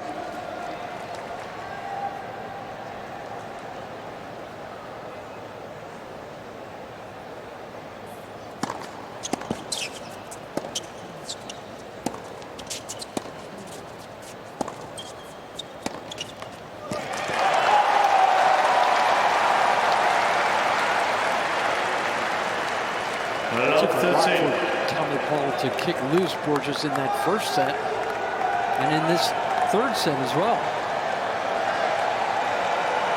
Considering how well Borges can play, to take him out in 3 is pretty nice.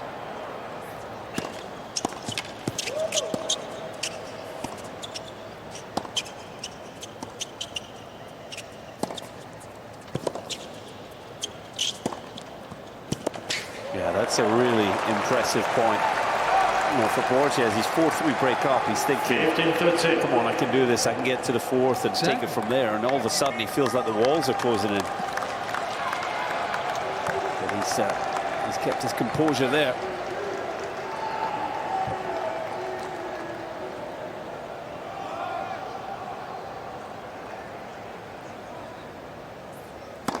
Ball.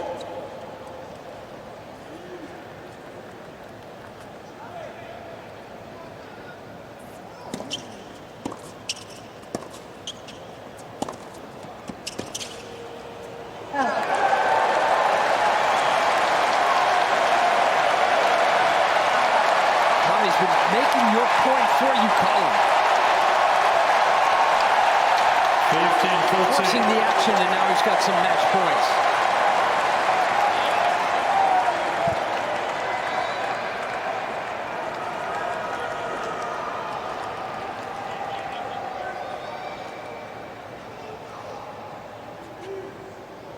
Please. Players are ready, please.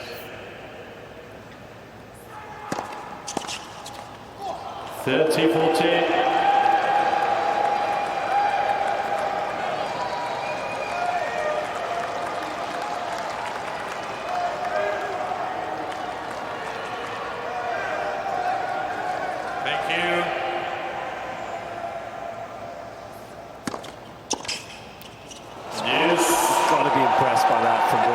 You know, even with, you know, some members of the crowd trying to get a little rowdy and he's pumping the fist, he still believes.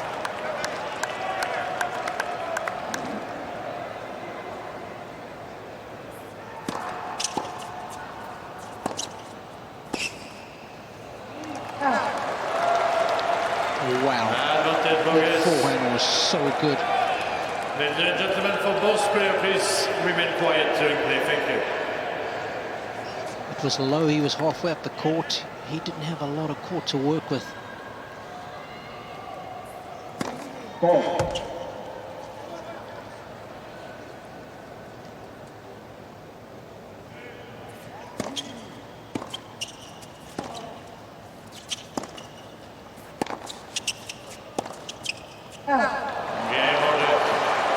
Hold again, 5-all. Still can't kick him loose.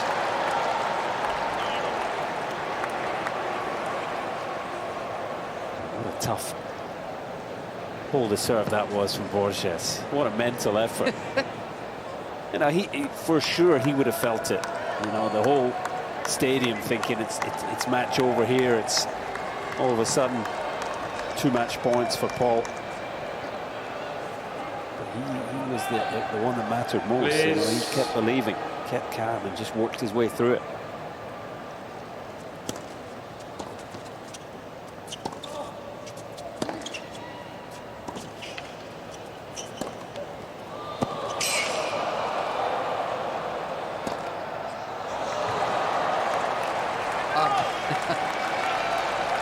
How well measured was that smash?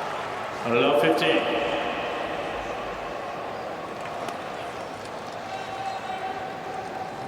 Was 75% under control. Okay, that sounds about right. The smile tells you the other 25 was a bit lucky. Exactly. Let's for service.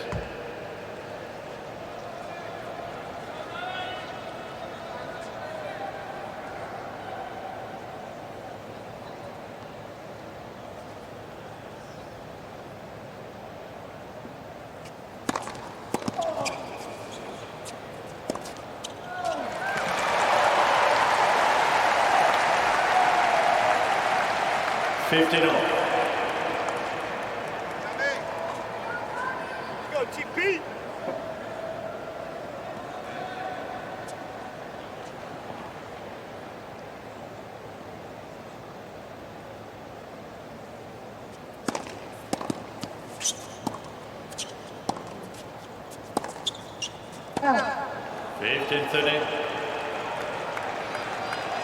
This now becomes a test mentally for Paul.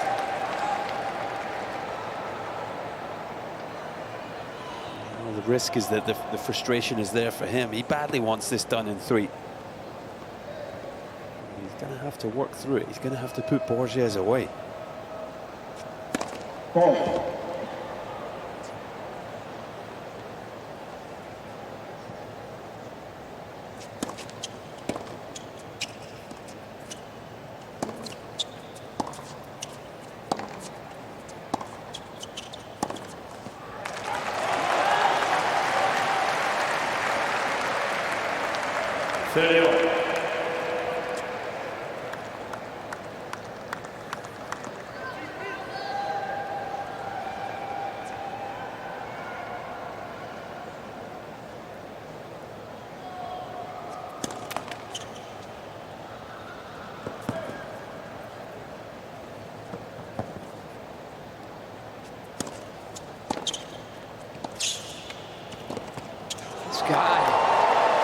He is making a pest of himself to Tommy Hunt. 30-14. And at 5-all in the third, bringing out something completely new. Yeah. Hitting in behind the second serve. What a moment this is.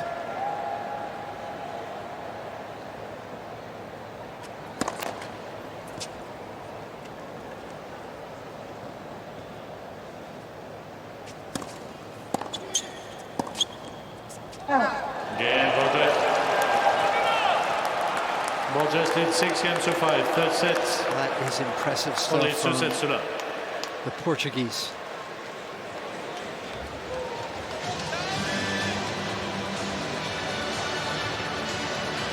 So we might not get out of here in 3?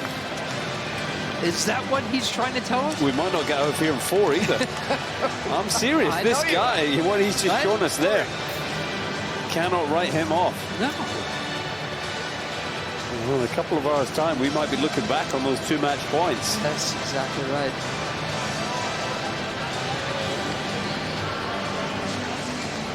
It shows you the power of the mind. You know, And see that he's asking for more stuff. More cowbell. More cowbell. If that happens, that might light up the... Look, a lot of people have left. Sounds like there's still a couple of overserved clowns in the in Ash Stadium who are calling out too much. For all the world, I thought this match was over about 10 minutes ago.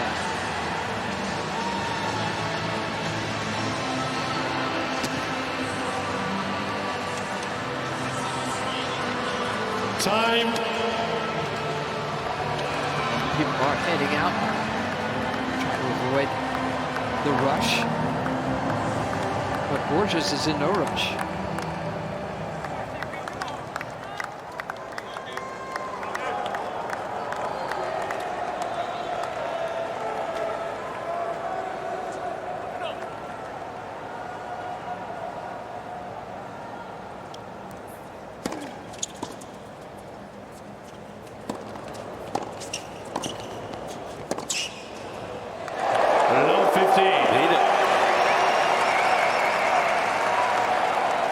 Blitzed the forehand and it just clipped the back of the baseline.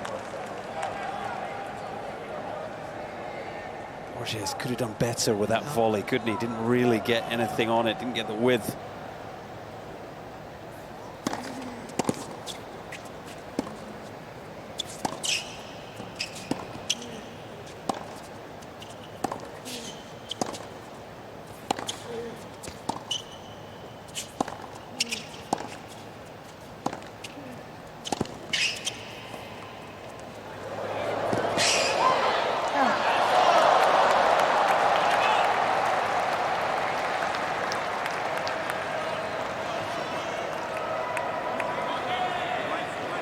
Tommy will be disappointed he actually got there with time to spare.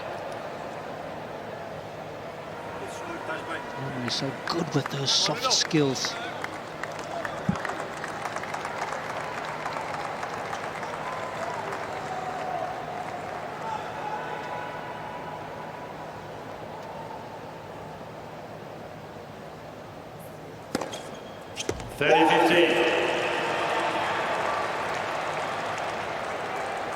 Second ace of the set, 5th of the night.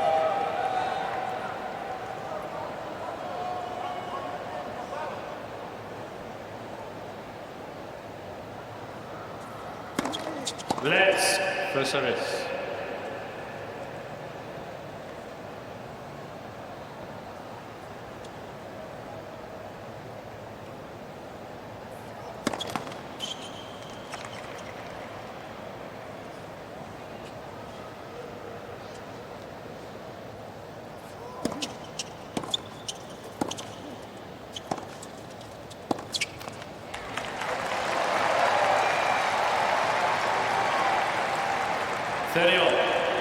Positive point from Paul.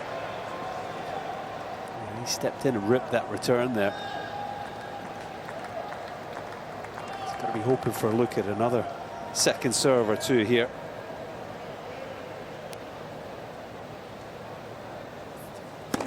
Ball.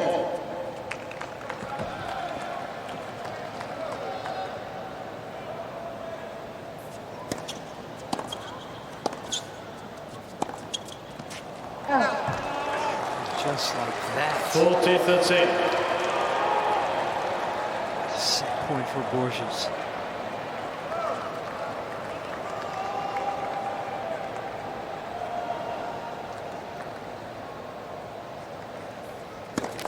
Let's for service.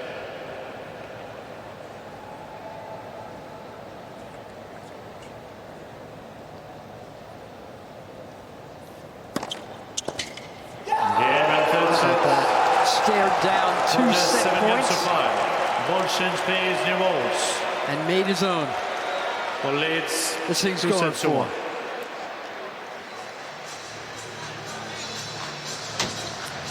Joe, but I've been to the quarters and beyond at the 50 other now. 3 majors.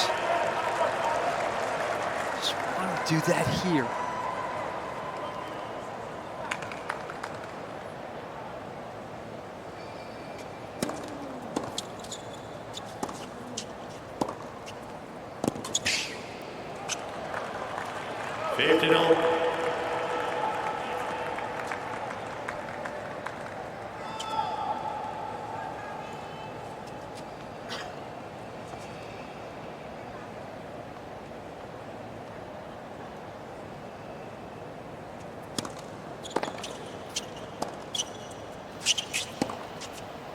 Out.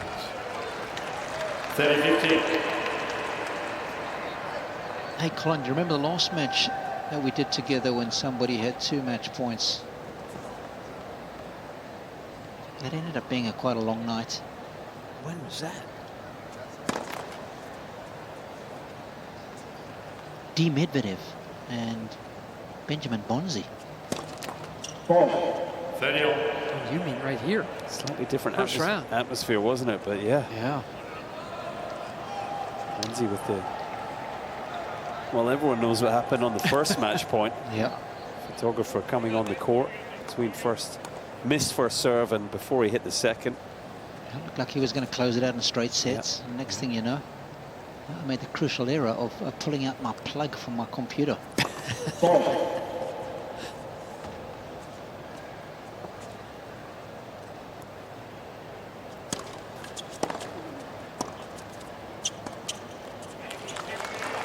The momentum 40-13. is an amazing thing in sport, isn't it?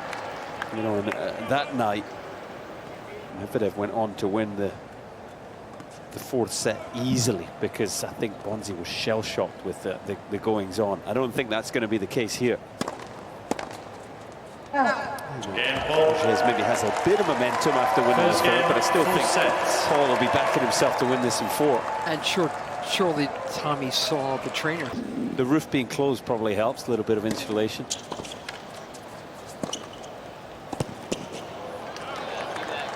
It's not been as warm as it can be in New York this time of year. No. Yeah, it's 1 step before chilly. There's a chill, but it's not chilly. I'm going to go with sleeveless jacket soon, not the full-length one.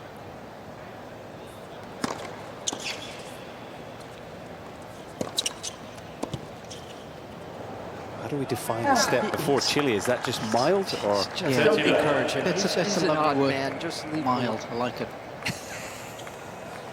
This is a warm evening in Scotland. Jeez, Okay. it's a warm summer's day.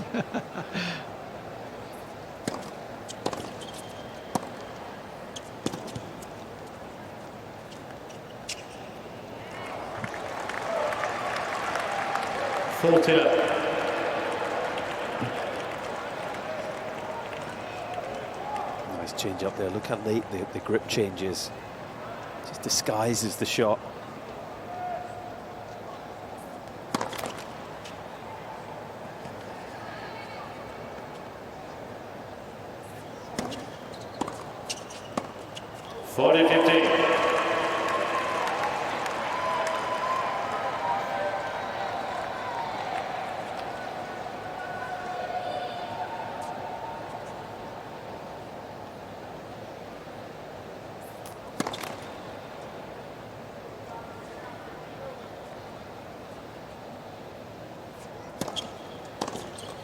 Borges.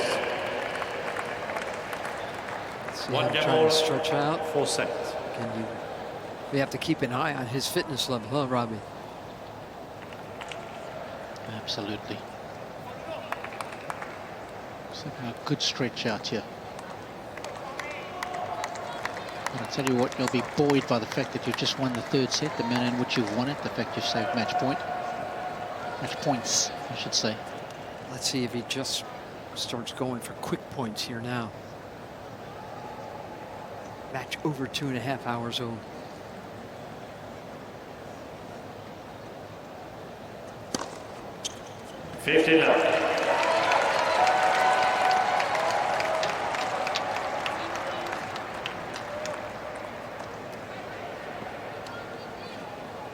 He has played a few long matches this season, Borges. The longest was at Wimbledon. Third round defeat there to Aryna Channel, who's having a great season. 10-8 in the 5th set tiebreak. That one took 3 hours and 48 minutes. Probably some quicker points though on the grass. We're having a lot of long rallies tonight. He's had a couple of 3-set wins that have gone over 3 hours as well. Looks to me like he is just going to go big early. Yep. And I think I mentioned at the beginning of this match that Borges was seen yesterday up in the player lounge with he was walking around with 2 big bags of ice around his knees.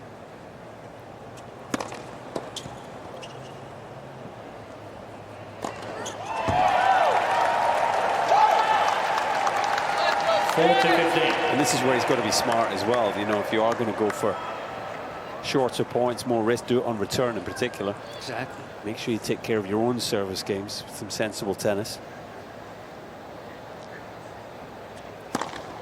Yeah, ball leads 2 games to 1. 4 sets. 50 left.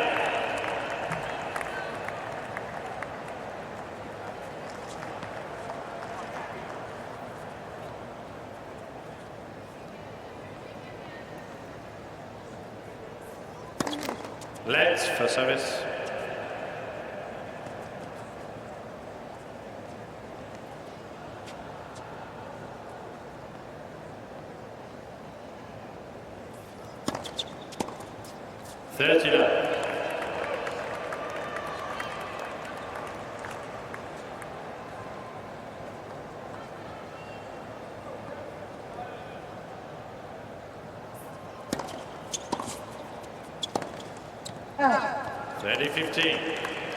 Good news if he is feeling it in the legs, Borges. We've already mentioned it. You made a good point. Very efficient technique, isn't it? Yes. Even on the serve, there's not too much going on. It's the kind of serve that feels like even if he is a bit tired, he's going to be able to keep producing at pretty good numbers. There's no real sign of the speed dropping or the percentage. In fact, first serve percentage has been very good to start this set, 7 of 9. But he keeps stretching that leg out, doesn't he? Left quad.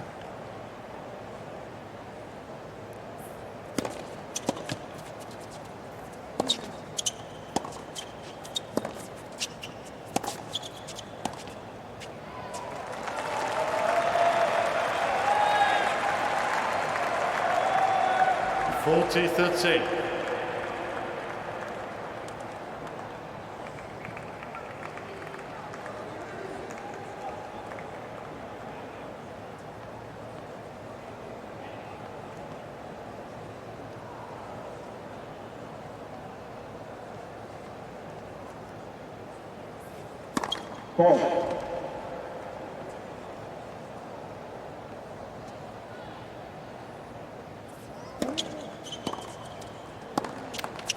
Is the footwork just slowing down, Robbie? Looks like he's a little sluggish there. Yeah, ever so slightly. The previous forehand that he missed just got stuck with the feet. And as you know, for that coordination chain to break down, it only has to be the slightest of missteps. Yeah, this is a chance for Paul.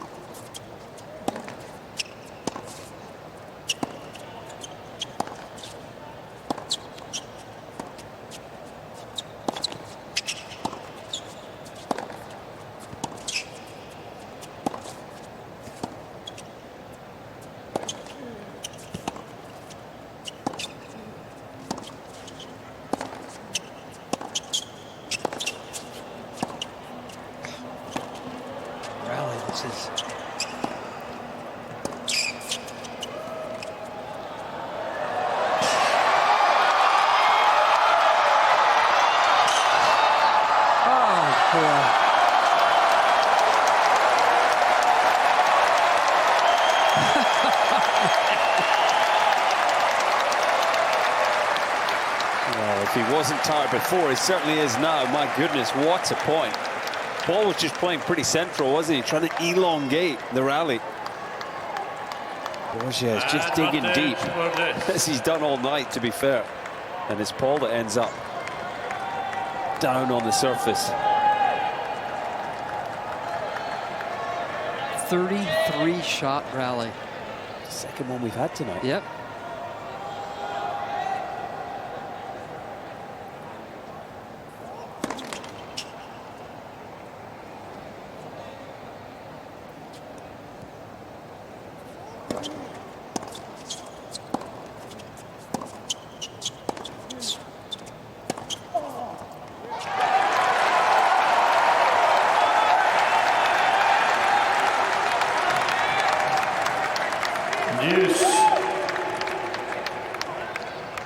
I tell you, any strength and conditioning trainer will be delighted with that sort of bounce back after a 33-shot rally.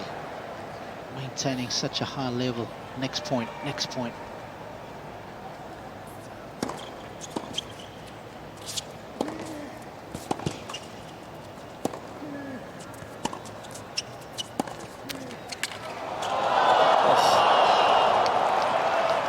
That's why tennis is one of the ultimate physical tests, isn't it? You know, you've got to be able to do it for 3, 4, 5 hours, but you've also got to be quick, strong, explosive. You've got to be able to recover quickly and do it again after 20 seconds. It takes all kinds of fitness and physicality. It takes a bit of luck as well.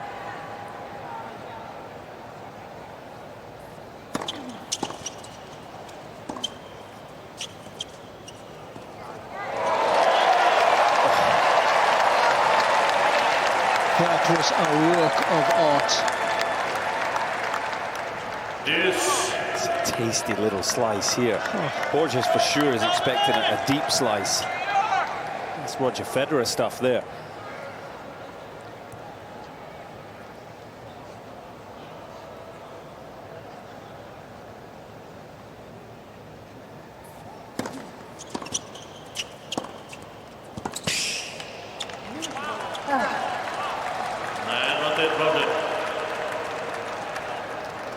It's amazing how flat Borges hits his backhand. It's even flatter than Tommy Paul's. So little net clearance. The last one, he just injected a bit more pace. A couple of inches above the net.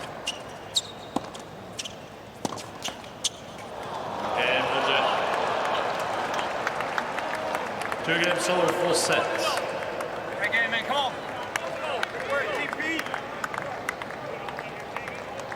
More frustration. That court goes against him again.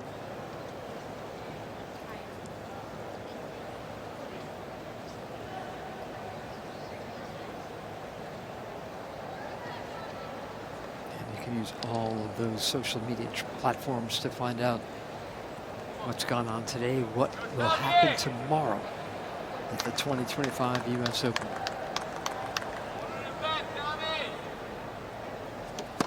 You can check out another seed that's left the draw.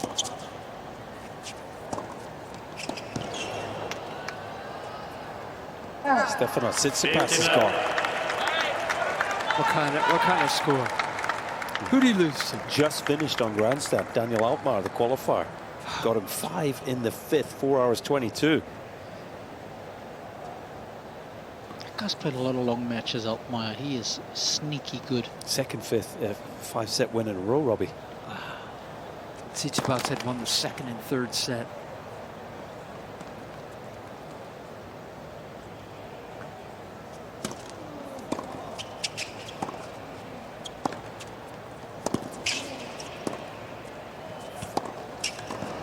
Beautiful. Such a fluid move forward there. 15 up. Look at the way he takes this ball on the rise. Big strides to close down the net. Made it look easy in the end. This guy fancies a 5th set on Ash. What was the score when he held 2 match points, Tommy? 4-5. So the Borges serve, 4-5 in the third. 15-40. 30-15.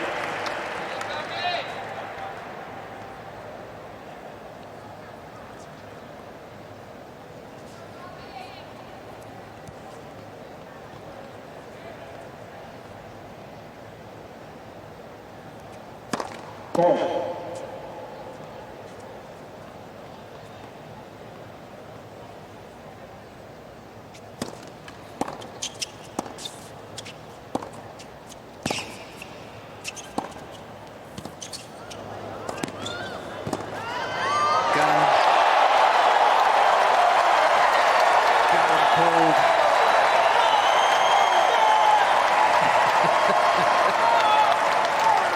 After midnight. 40-15. A couple of New Yorkers right there. They're going to let it all hang out. Yeah. They're getting fired up. This is where his forehand's electric. We've spoken about the movement, you know, running into that corner, because he can whip that thing. Only a bend on this ball. He didn't even watch it land to know he'd struck gold there.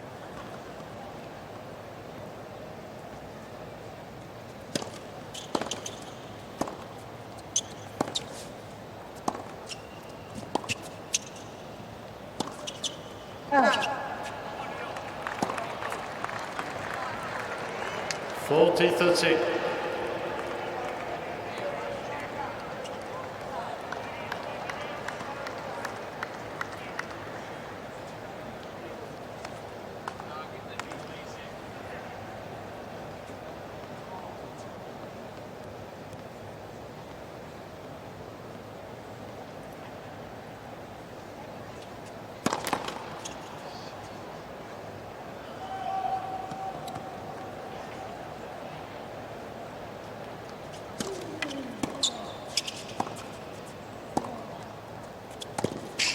Back on Borges again. Do you think it plays on Paul's mind now? Yes. You know, we're after midnight. Stadium is very quiet. You know, when the schedule comes out, Right. and he's thinking, I'm on Ash, it's night session. Yeah. You're thinking big time. Exactly. And don't get me wrong, this is still big time, but it's a lot different atmosphere to what he would have envisaged now. It's a smaller big time. Does it make it a little harder to get the job done? I'm sure. I mean, and again, he and his team must think that this match should have been over 45 minutes ago. What a return.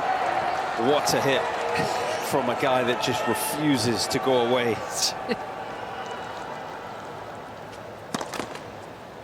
Ball.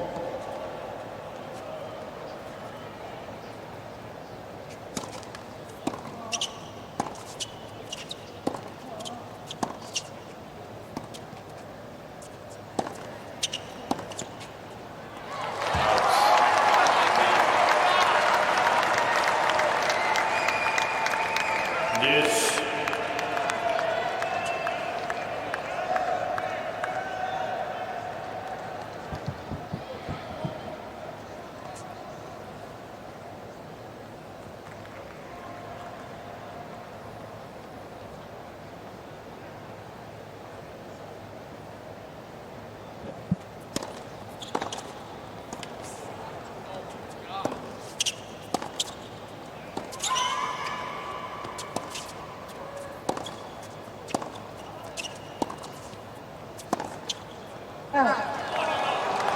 Borges back at it.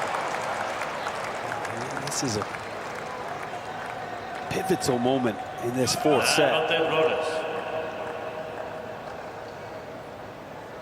Not easy out there. A couple of fans calling out during that rally. Exactly right. You know, when the stadium is quieter, you hear that more than when it's full. Second break point in the game for the Portuguese. Ball.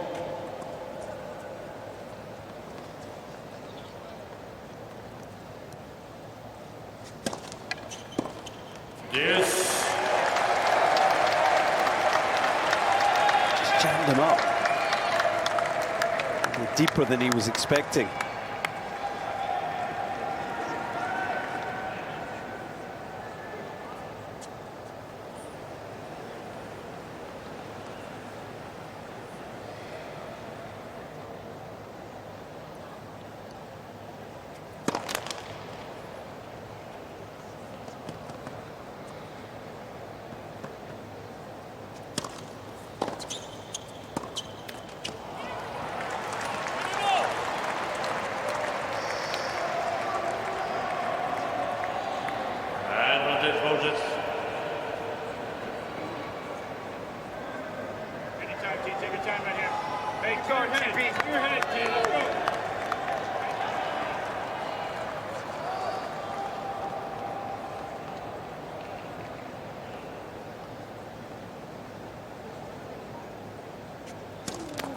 Let for service.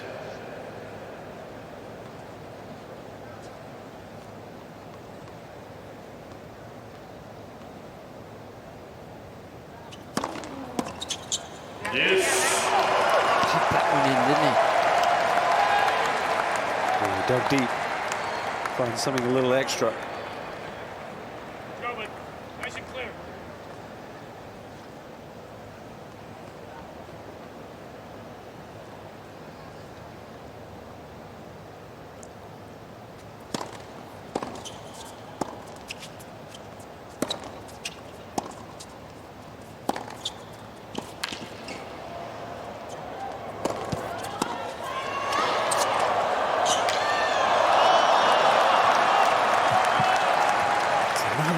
Amazing point from Borges. Just starting to feel, though, in that juice court like he's sitting on the wide serve. He's waiting for it, ripping the return and able to take control once again.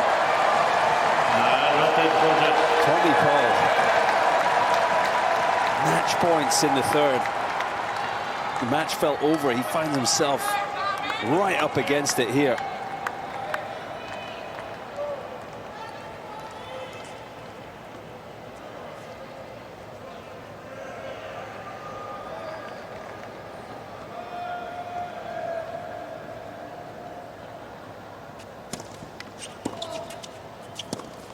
That goes wide. Slapped at it. And it costs him. 3-2, 4 sets. Only 2 sets to 1. 28-year-old versions. Taking Ash. Let's Playing for against service. one of the top Americans. Being outplayed for 2 sets, being down 2 match points in the third. 15 up. Right now, if anyone's playing with better form, it's the guy serving.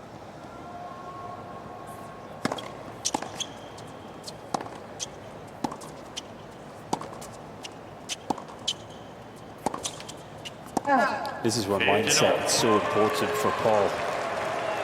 You know, and in that regard, his team probably have a role to play to try and keep his thinking positive. You know, it'd be easy for him to now think, geez, I was 2 sets up, I had match points, I'm losing this in 5. You know, you start thinking, I'm going to be the headline tomorrow, and I don't want to be. But, you know, you've got to just try and control those thoughts, you know, and flip it to a positive and just try and work through it point by point. For me, I feel like he can up the aggression again. Start to go for his shots.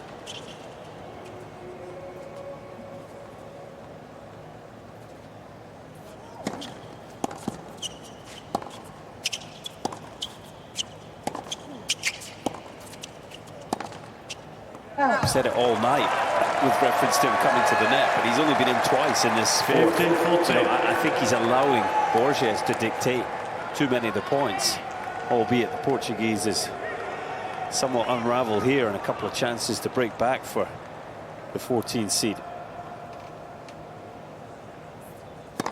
Ball.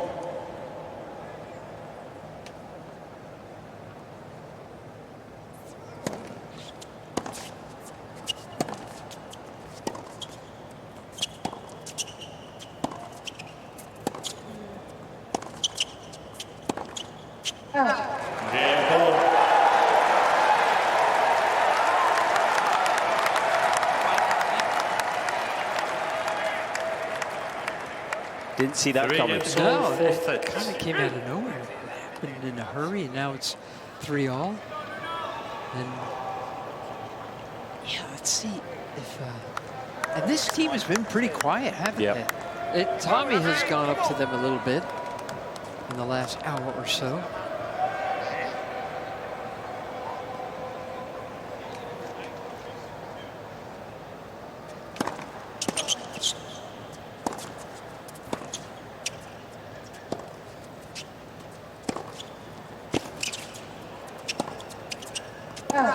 15.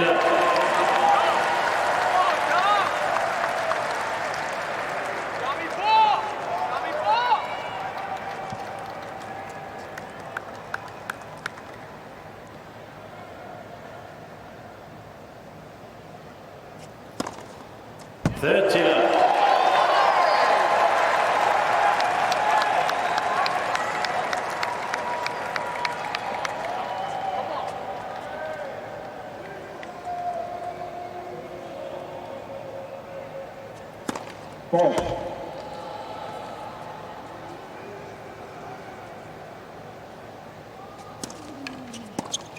40.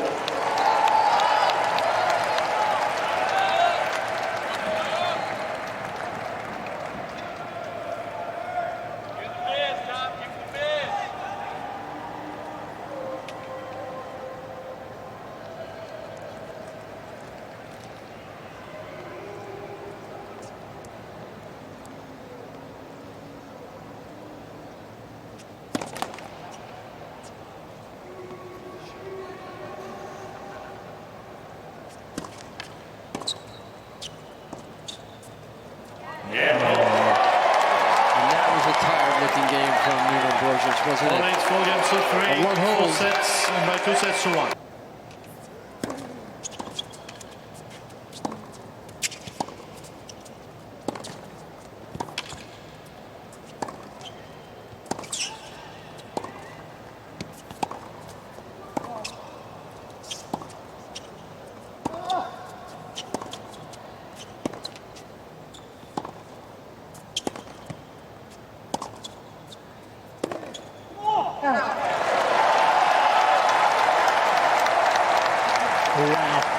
Talk about using the full extremities of the court. Low 15. It feels like Borges started to struggle with his energy levels again. Yeah. Yeah.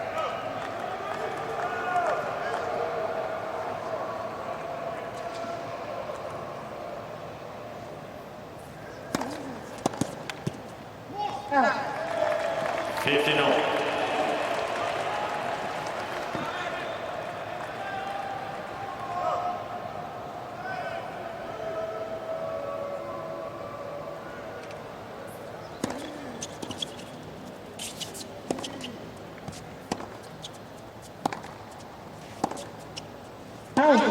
30-15.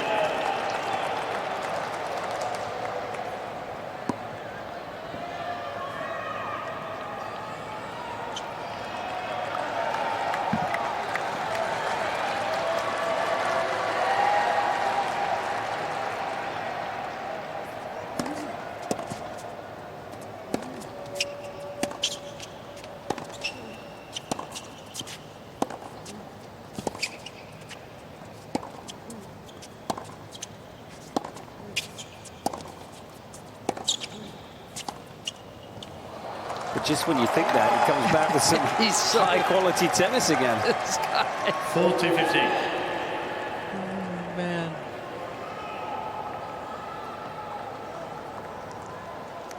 Do you know what a conniption is? No. Please, educate me. Let's put it this way. This guy is giving Paul conniptions.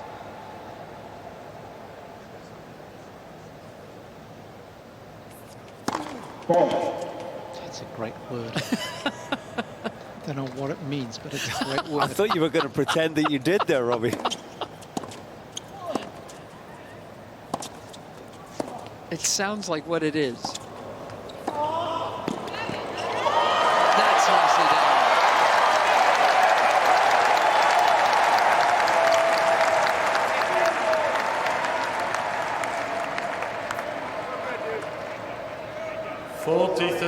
So conniption is a Portuguese tennis player that refuses to go away.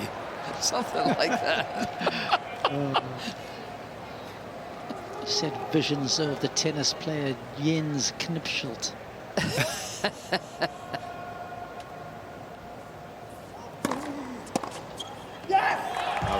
Here he is again. 4 games on, 4 sets.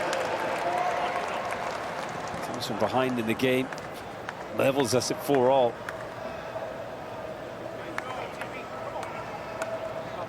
Here's some examples of the word. Mom threw a conniption when she found out I had dented her car. Or don't have a conniption. Take a deep breath and calm down. I think that's where Tommy's living right now. Don't have one. Let's for service.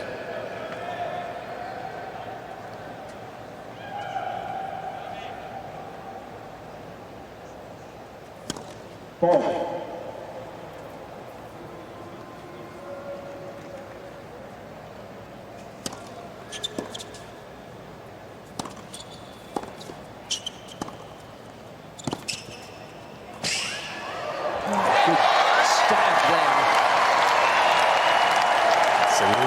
Movement, isn't it? Yes. Slide across the court. Close right on top of the net. Look at the way he moved diagonally here to cut that ball off.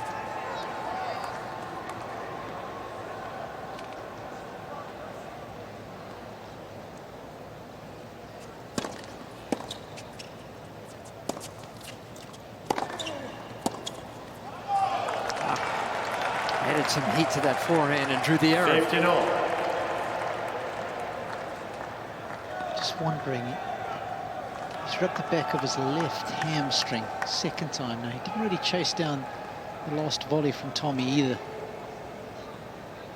Just rubbed the left hamstring gently there, did Borges.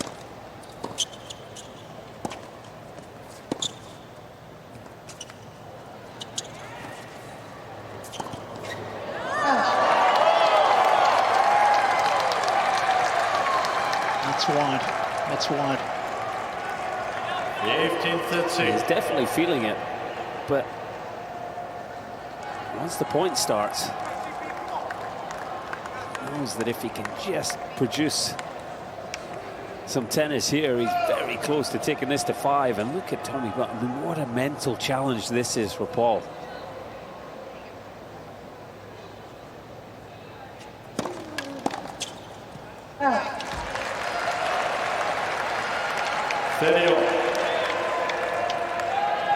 He's got to be working so hard to stay calm here. Exactly.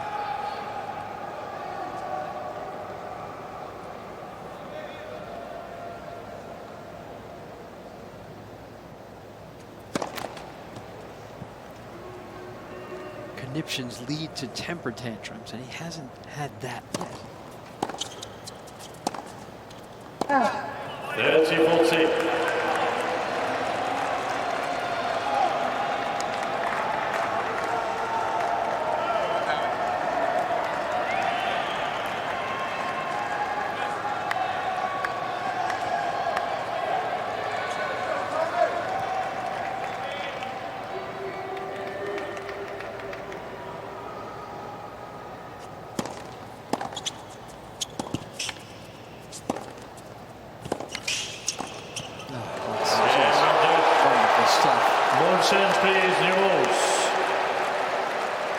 Borges leads 5 games to 4 sets. Serving. Paul leads 2 sets to 1. With a break.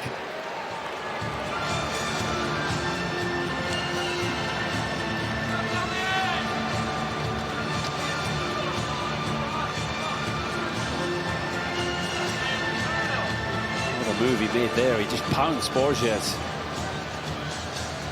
There's some strong communication between him and Brad.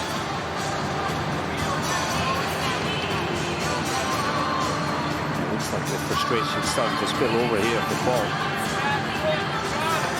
Any idea what's being said, Robbie?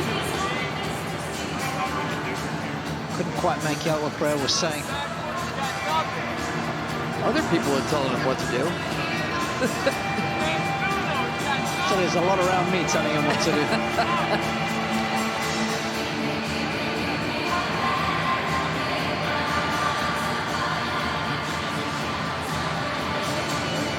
Seems he needs no advice. Just needs a banana, a little drink. There's already been a break up in this set, though, remember, Borges. Let's see what he produces when he serve it out.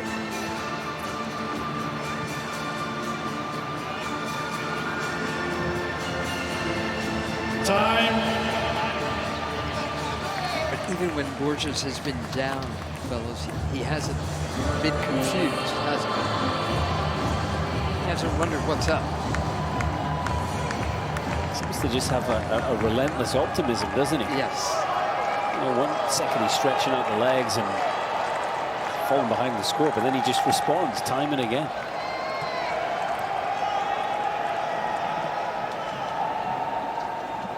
New ball serving for the 5th.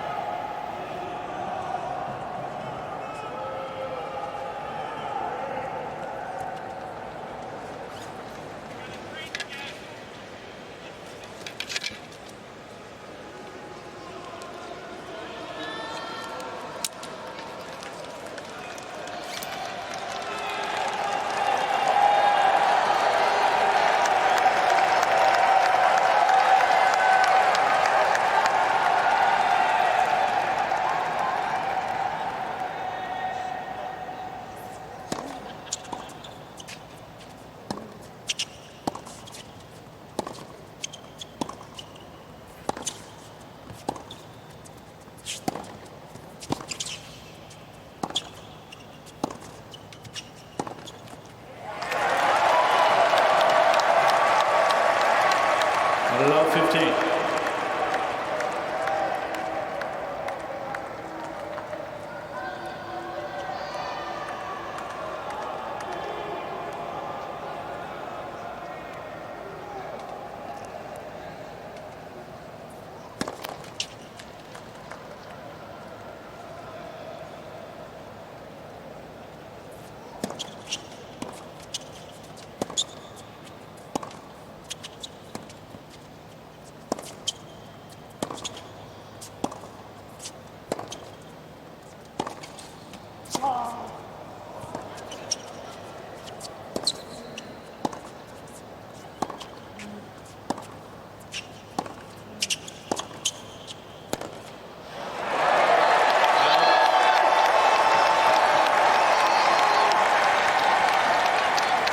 Brutal point that was.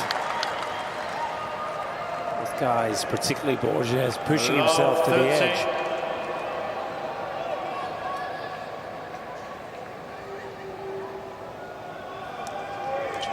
It's going to be tough for him to bounce back and play.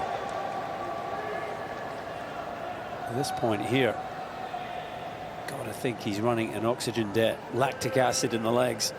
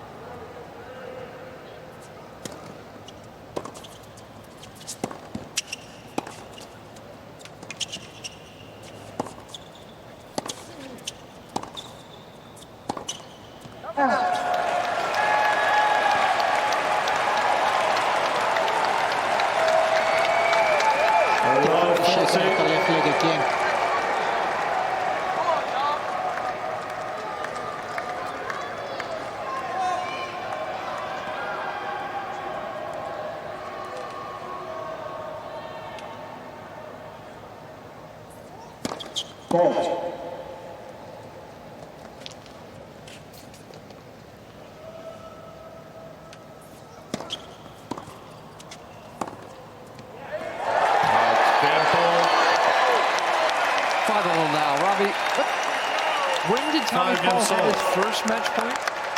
Exactly an hour ago, Mary. 23:35. That must seem eons ago. That's what I was thinking.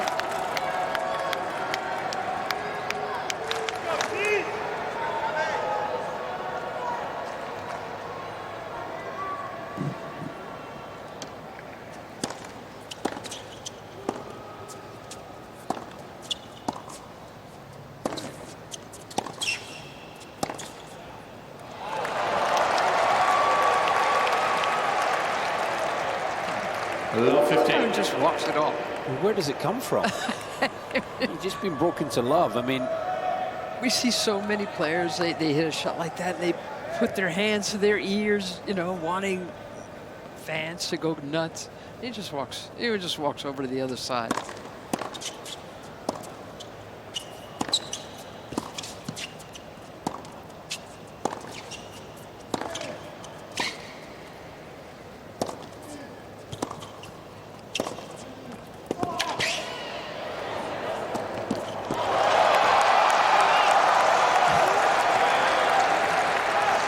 Tommy's gobsmacked.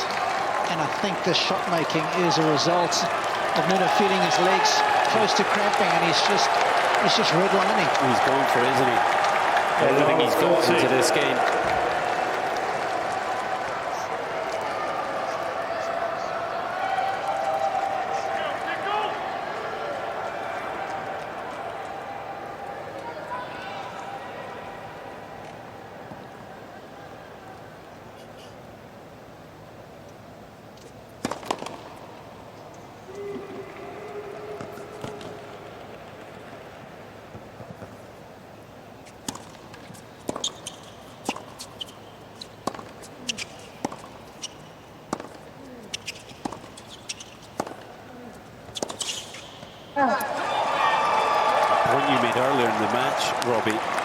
After both of those first 2 points in this game, Paul gave Borges a little applaud on the racket. He did. I mean, there's no way in this moment you want to be encouraging the guy, do you? I just saw the little thumb up from Borges after Tommy had given it to him.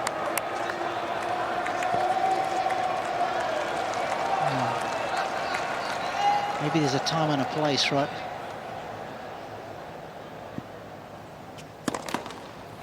Ball.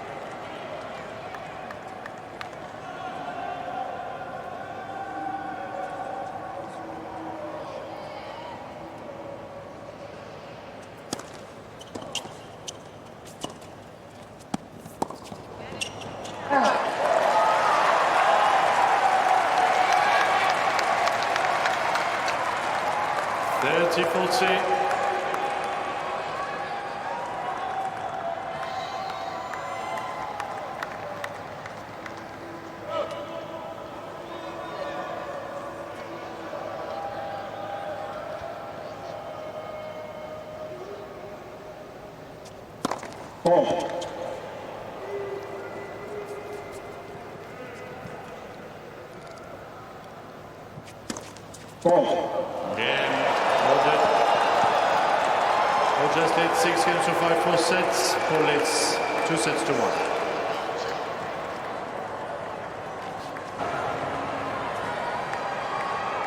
Still shaking out his leg a little bit.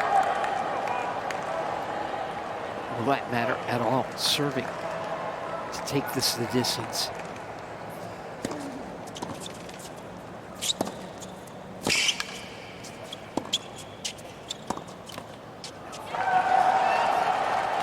Left.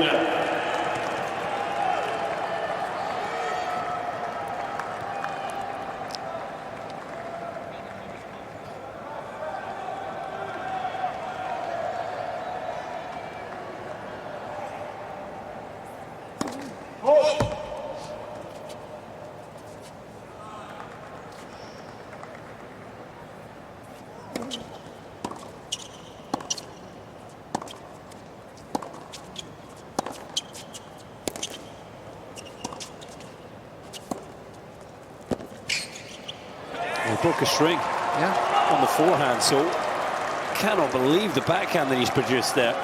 Had to come in behind it. Yeah, and just went for it. Like he's done, to be honest, since the start of the third set. Third Tila. I do, but you're not willing to listen. You're not willing to listen. Good. Stop acting like a baby. Stop acting like a baby, said Brad. Yep. Strong words. Ball.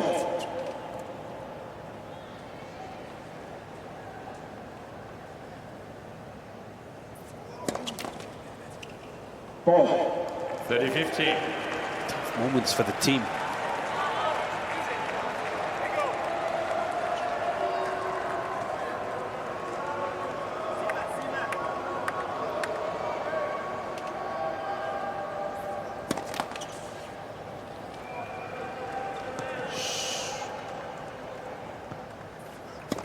Ball.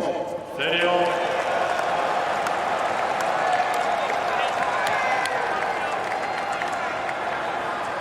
Well, there's clearly some tension for Borges, who is a break-up for the third time in this set.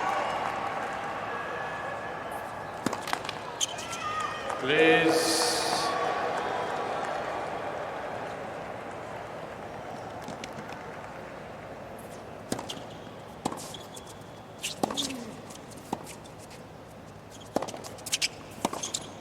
Out.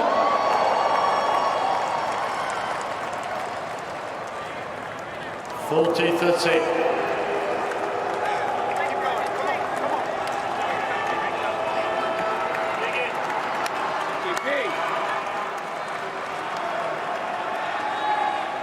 Players are ready, thank you. Please.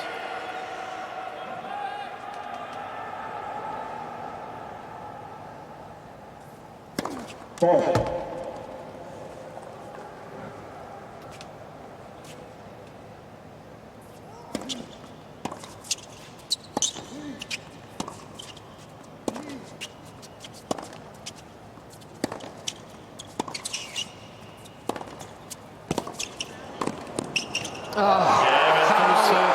Beautiful is that? What a way 7 games to 5. to take the final point of set 4. This is going all the way. Tommy Paul taking the first 2 sets, 7-6, 6-3, 7-5, 7-5 for the 28-year-old from Portland.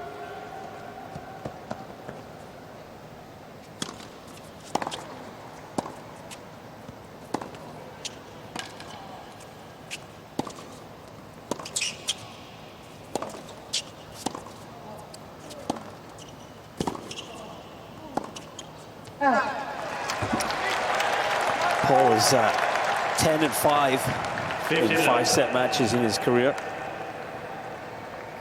Borges 4-2.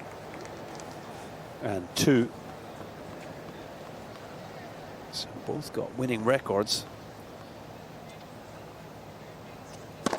Ball.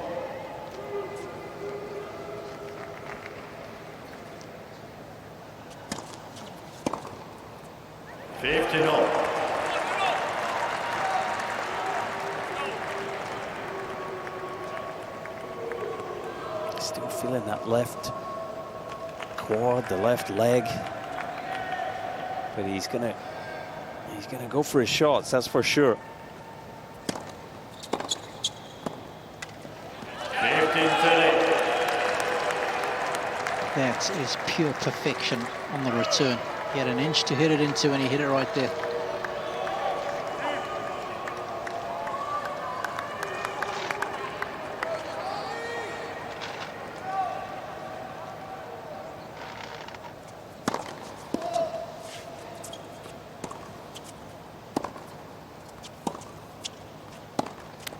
Out.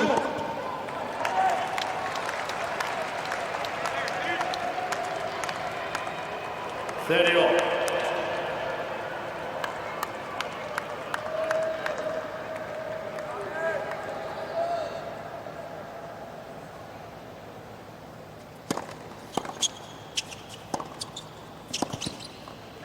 I think that's the kind of tennis that's going to get Paul through this. He's going to have to be prepared to be brave with his play.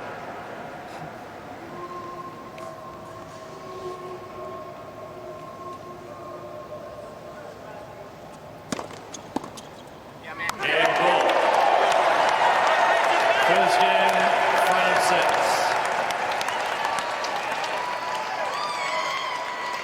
Kind of strange atmosphere out there, Robbie. Sounds like they could even, you know, the point I made earlier for Paul, who would have envisaged this sort of showtime tonight.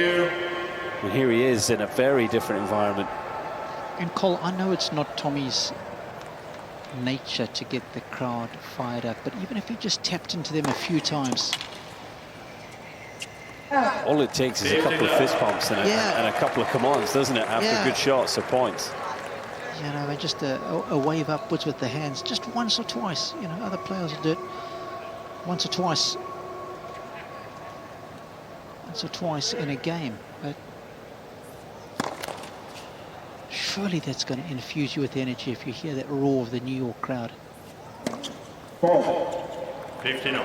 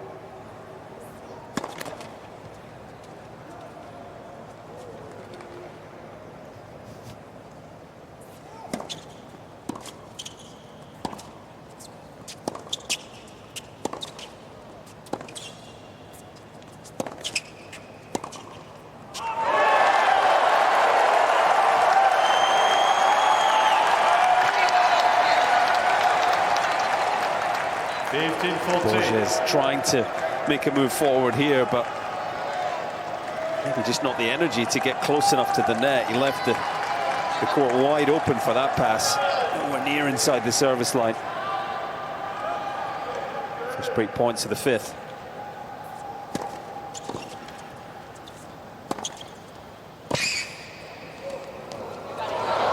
What a volley he has produced there.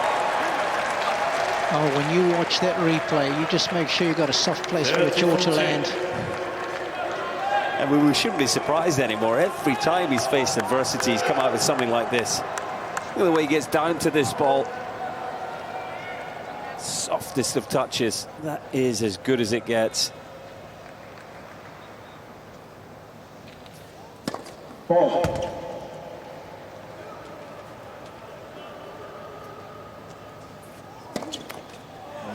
Leg went there. Yep. Completely went the left leg.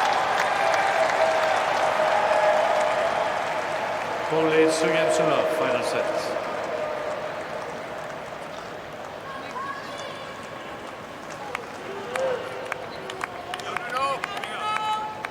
After all his effort to get here, just looks like the physicality is going to cost him in the end.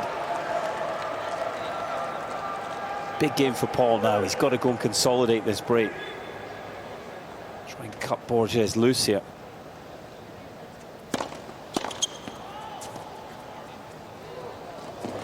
What a shot from Paul. Just chiseled under that backhand. 59. Through the air.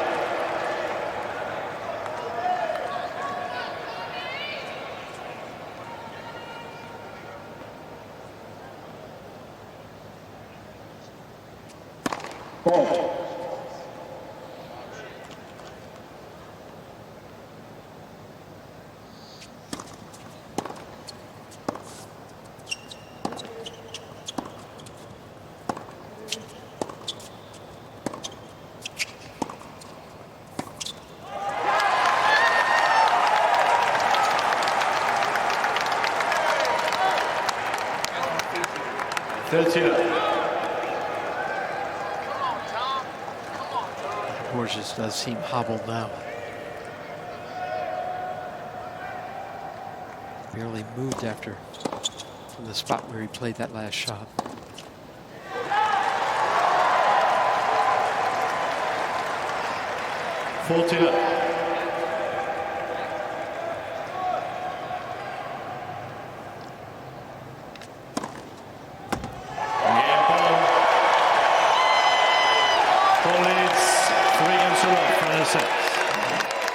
How much good could a changeover do for Nuno Borges right now?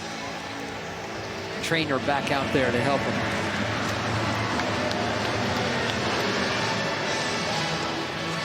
So no doubt he'll try to rub out that left leg, huh, Robbie? absolutely. So the cramping rule allows you 2 full changeovers of treatment. The first time you get it actually doesn't count as a full changeover. There's theoretically an assessment period that would have taken place here. So he'll get a rub down here, and he can get 2 more change of ends, but only on the change of ends. He can forfeit as many points as he wants to, Right. if he's in pain, to get to the change of ends, but of course, that's a massive risk to take. I've never seen that happen before. But you cannot take a medical timeout anymore for cramps. And if he was keeping the point short before, he's going to be keeping them even shorter now.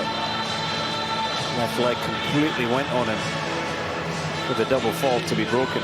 The hardest part, the hardest stroke for him to hit now in this compromised state is what?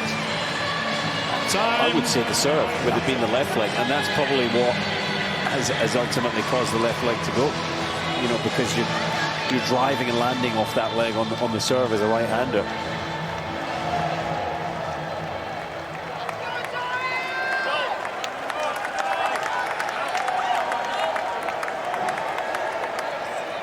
Thank you. Please.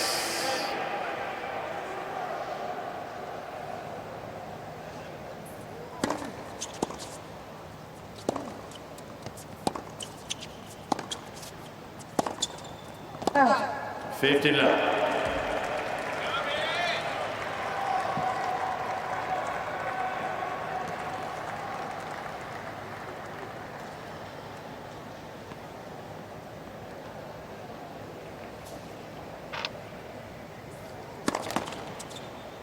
Ball.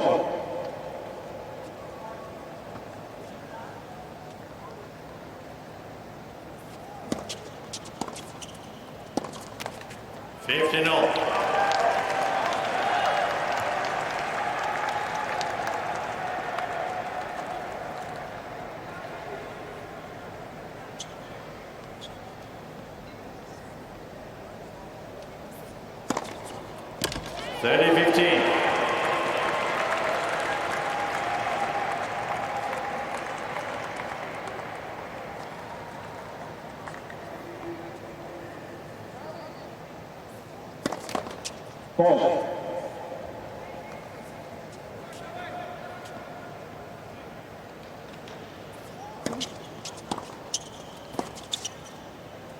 Out.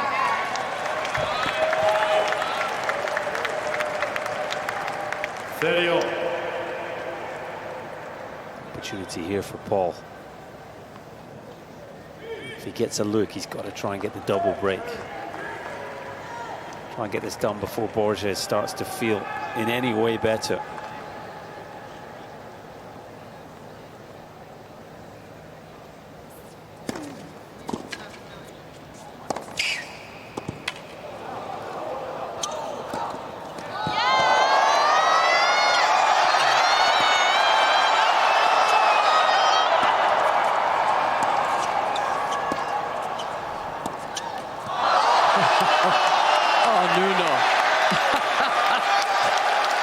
Victory lap. Well, maybe not a whole lap, but I don't think he's got the legs for a lap.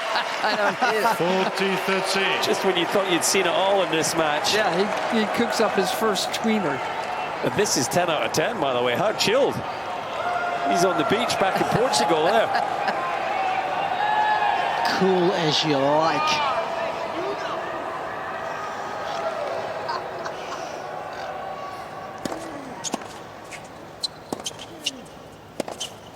Just never know what a point like that might do for the momentum once again. Freeze him up. Only 3-1, final sets. And just the energy it gives you, right? Come on, Nuno. Come on, Nuno.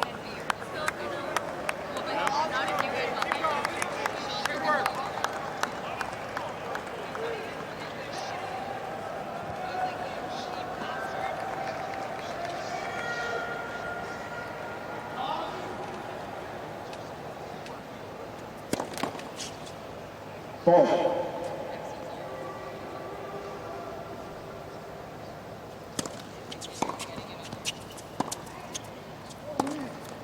50 left.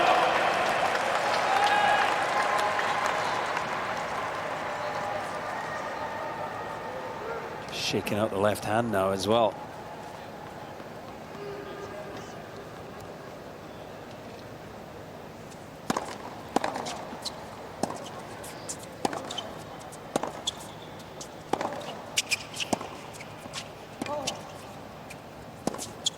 Out. 50 all.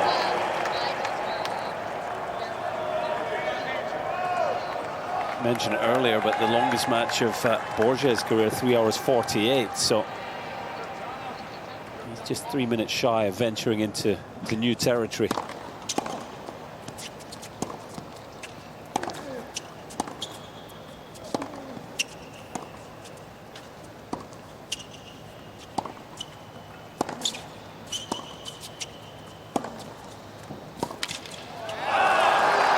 Paul went 4 hours exactly in the first round of the Australian Open this year. 5 in the 5th win over Christopher O'Connell. 15-13.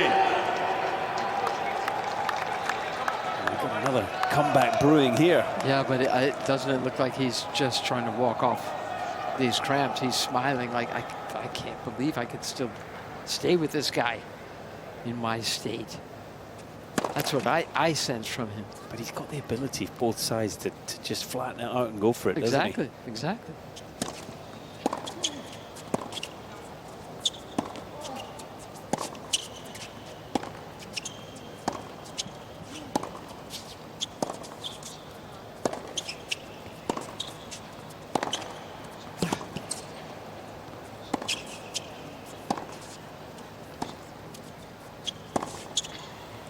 Look at this, and Tommy's missing.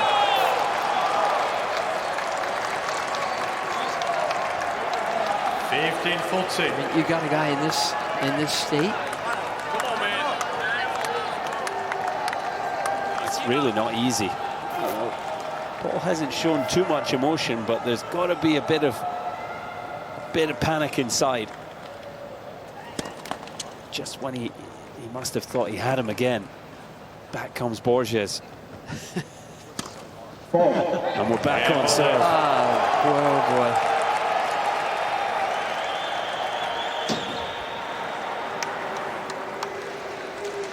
Only 3 games to 2, final set.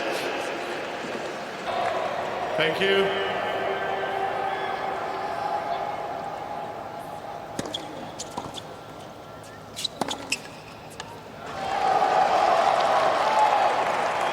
$15 left.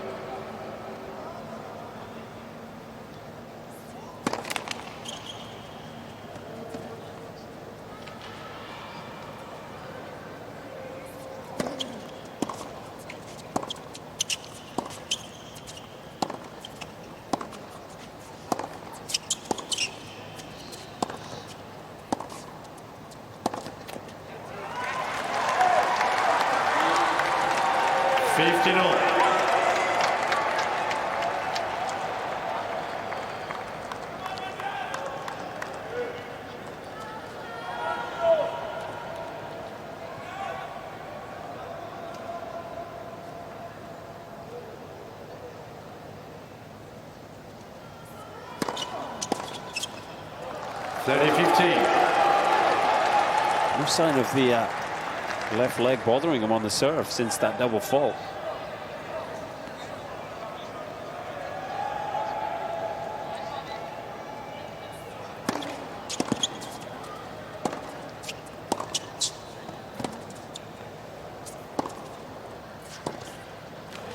His calm mindset's got to help in this situation.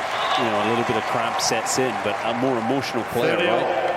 It's highly strung, probably would be tensing the muscles more. Of course. Yeah, of course. Good point. He's able to work his way through this.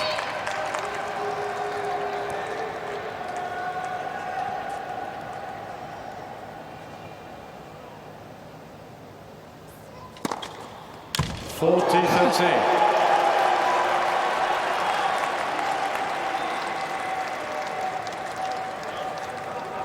Eighth ace of the match. That's when he needed one. Yeah, that's good pace at this stage as well.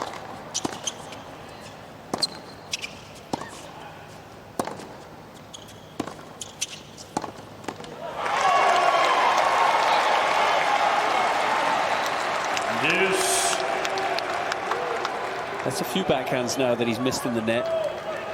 Just starting to struggle to get down low with the ball. Again, that's the tiredness in the legs.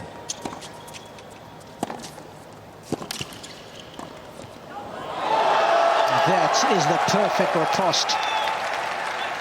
Advantage Borges.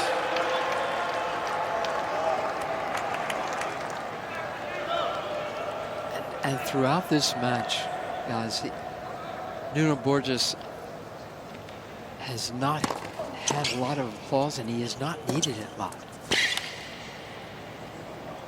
He just relies on himself. Ball change, please, new balls. And I tell you what, there's some good energy coming from his corner. They are all out of their seats. And you think Tommy's box has been... They have been very passive, very passive. Not seen them on their feet once. Not once. I mean, maybe it's a style, maybe it's a deliberate approach, but I agree with you, Robbie. I think he needs them now. Yeah, I think this is a very unique situation, isn't it?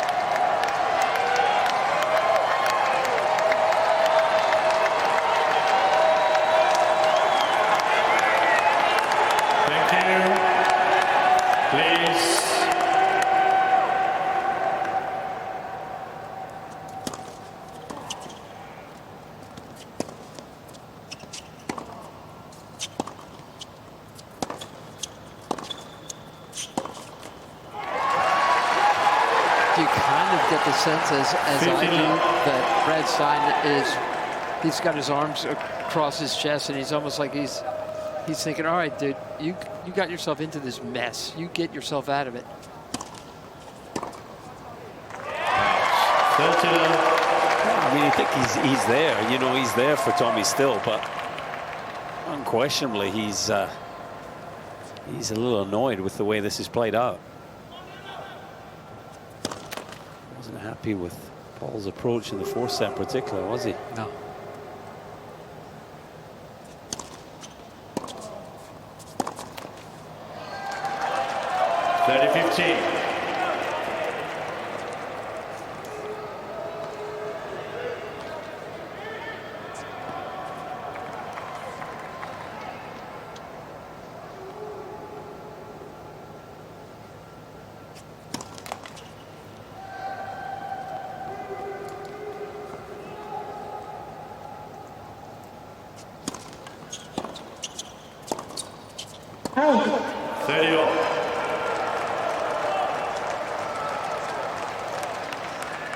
I don't care who you are as a player, when you have leads and you kept getting reeled in, and you have a lead and you kept getting reeled in, that weighs on you. Tommy might not be showing it, but emotionally that's so draining, isn't it? Big time. 3-love in the fifth turns into 3-all, 30-all.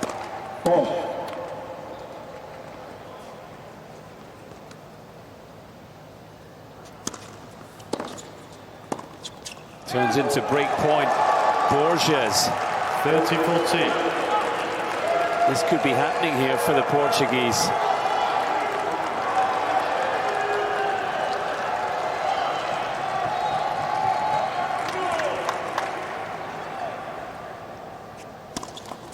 Let's for service.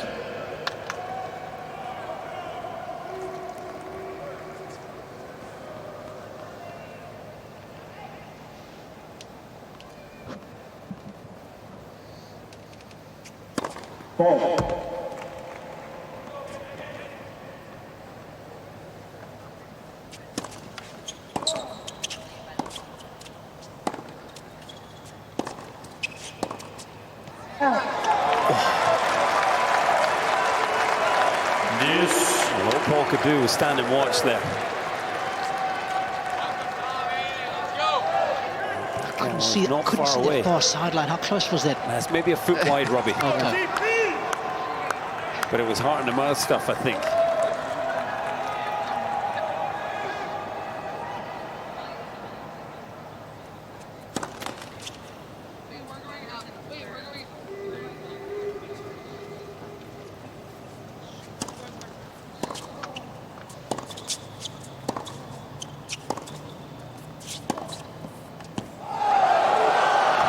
Didn't miss this time. What a strike. Just continues to go for it. That ball right at the top of the bounce and just full commitment to the strike. Because of the state is in, he's playing with clarity. Yeah, actually simplifies things for him, right? Much more so than it seems Tommy Paul is playing.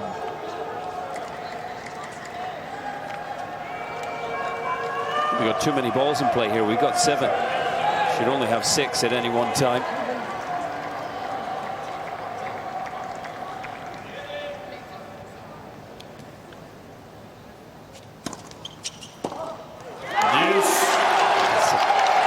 Intelligent serve, a gutsy serve in that moment to change it up. Completely threw off the timing of Borges.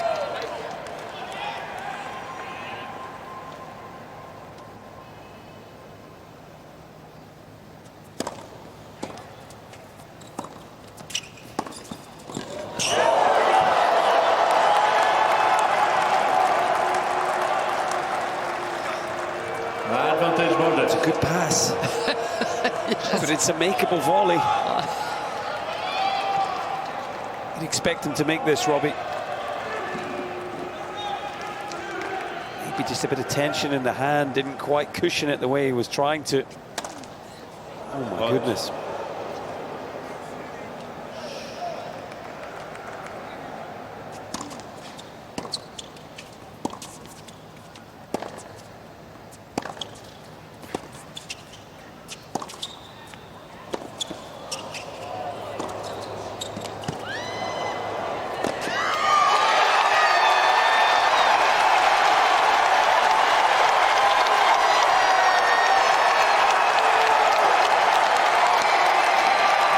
Well, you talk about a big-time play on a big-time point.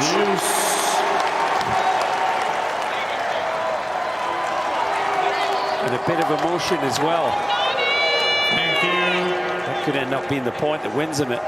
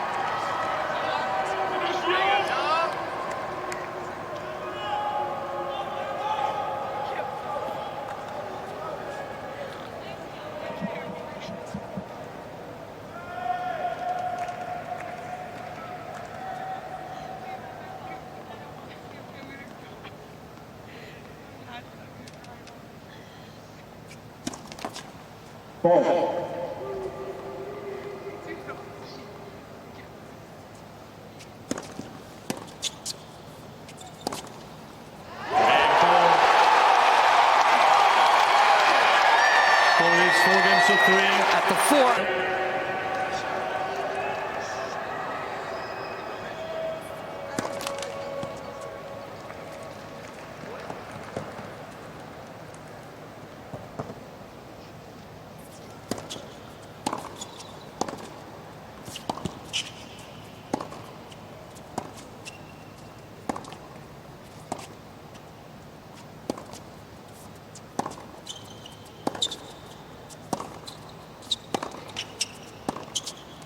Out. 50 left.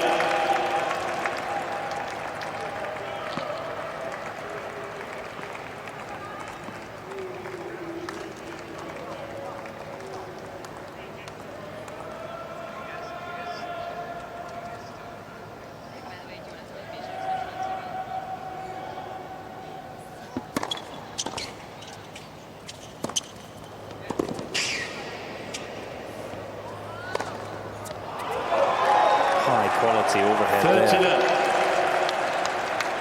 Thought he might let that drop. He has not backed down all night.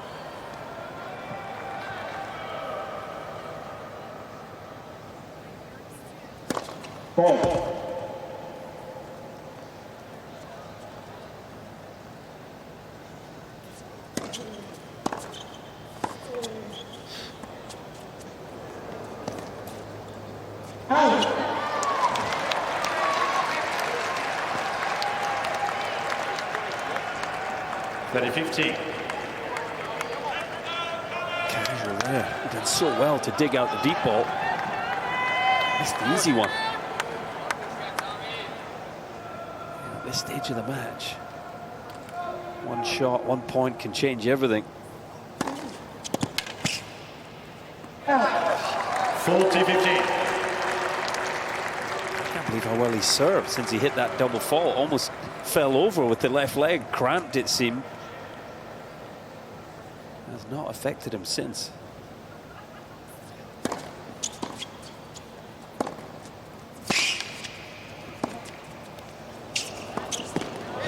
Game 4-all. 4 games all. Final set.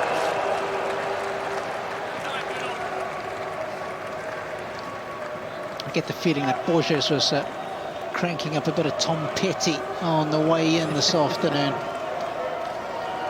What are you referring to? I won't back down.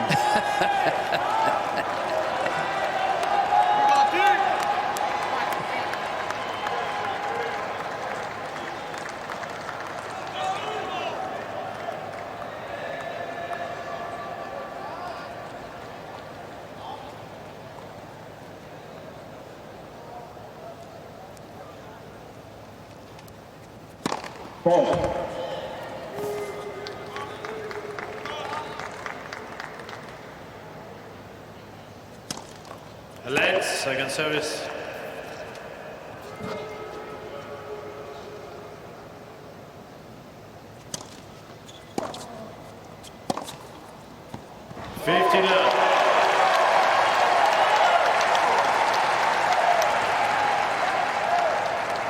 He certainly stood his ground tonight, Robbie. Just a reminder, I like 11:35. I thought you might. 11:35. Tommy Paul had match points. Nearly 2 hours ago.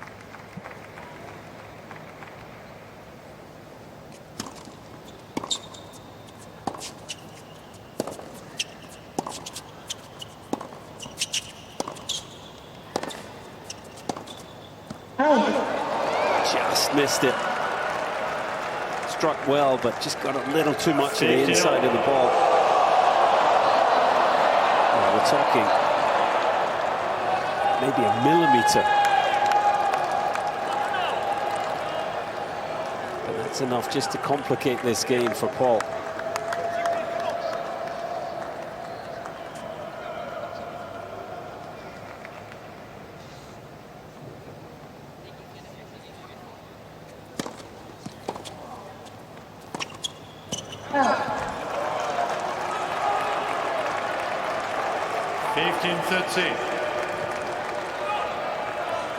Looks tense. You could see it in his body language. Feeling it here. That's a tricky shot. You have to be so loose in the wrist on that shot. Yes. Don't you, Cole? Just got to get such thin contact with the back of the ball to get it up and down quickly when you're coming in. Those little field shots.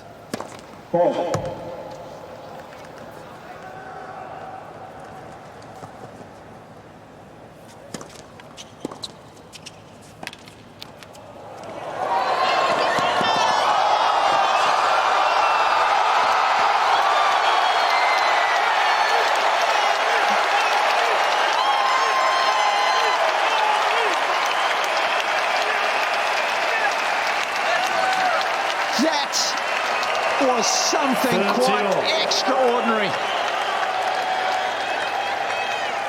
I mean, talk about leaving it all out there.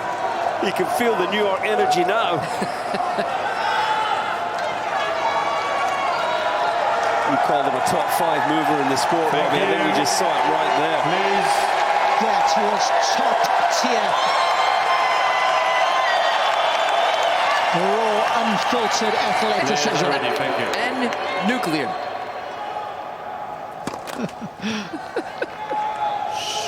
Please.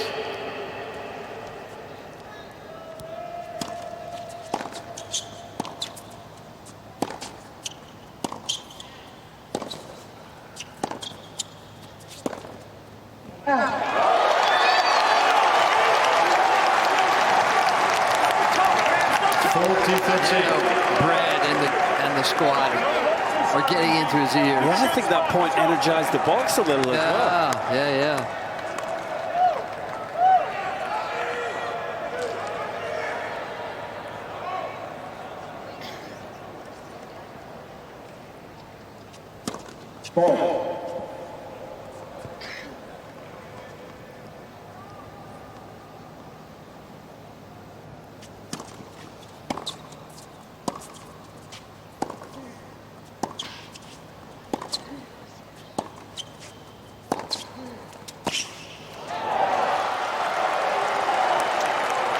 Someone check this guy's humor. It's almost like that point never happened.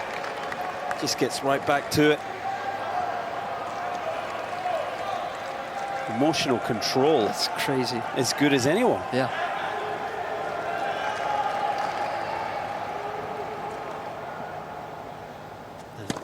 I love this guy. Not at 1:30 in the morning, but I love this guy.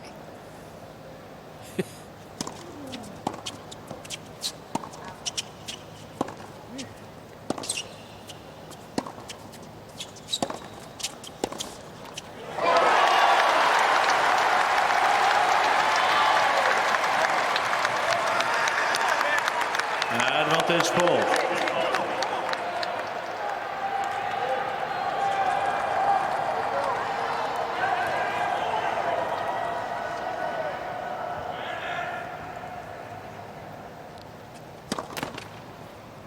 What?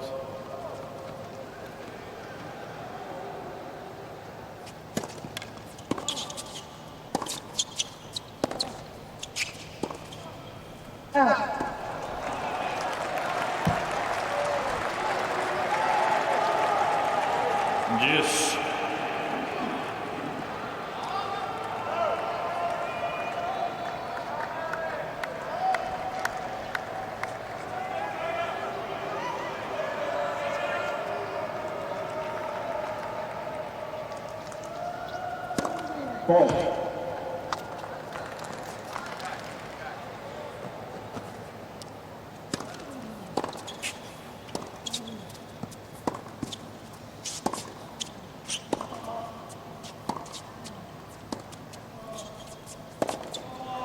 He's trying to be aggressive. He's trying to make it happen, but he must feel he's playing against a wall at times. In tennis and emotional terms. Spun out with that forehand. He really did. Open up way too early.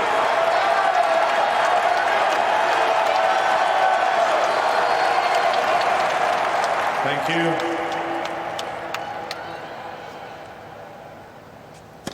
Ball.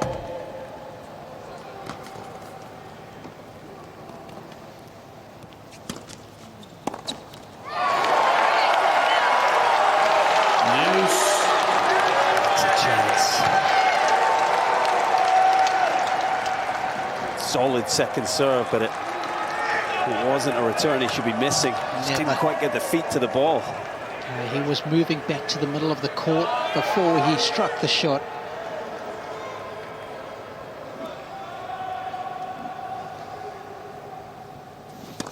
Ball.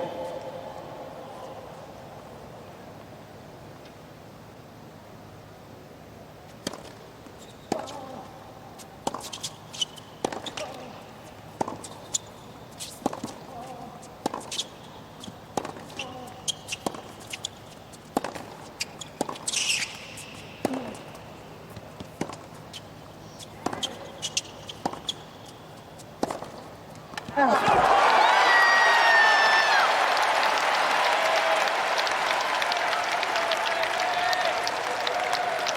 advantage, Paul.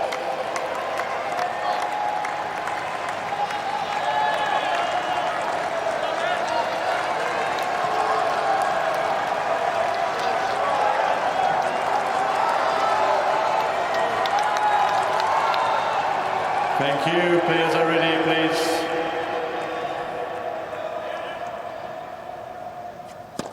Ball.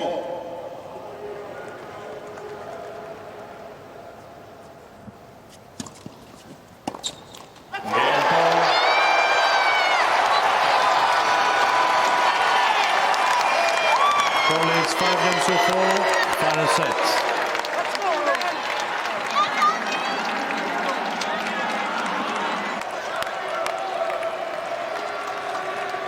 Match 4 hours and 15 minutes now. Ball.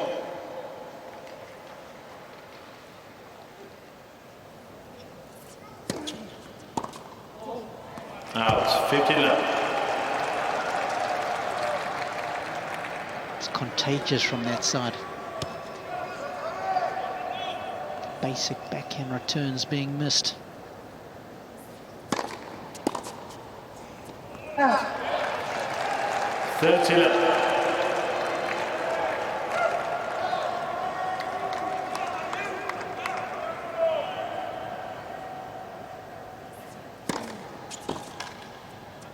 Out. 40 left.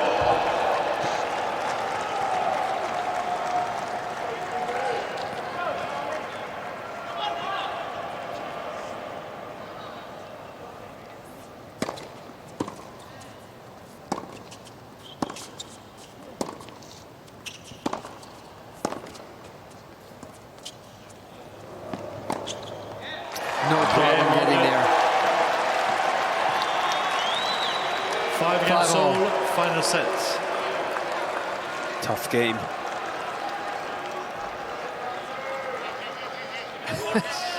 He hasn't wasted any time getting the balls to Tommy's side of the court. You have a go. Let me have a crack at your serve. This is going to be another big test for Paul. Just felt that had to lose a bit of rhythm on the serve at 4-all. Make many first deals. He's got a feeling he might come under pressure again here. That was a tired looking point. We did 5 miles an hour. Yeah. Didn't get up to the first serve, didn't move the feet for the forehand. He's just flexing his right leg. I think it's cramping. He's just walking with a straight leg there. His fiance watching on. They haven't set a date for the wedding. She's probably thinking he would never get there on time anyway. 15-all.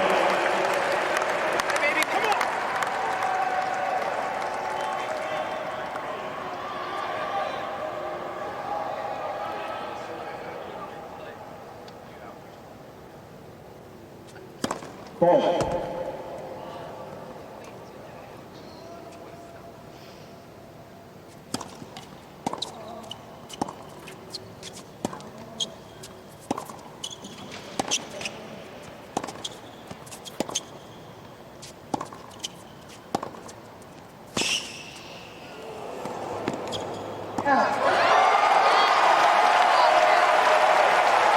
It's a great dig.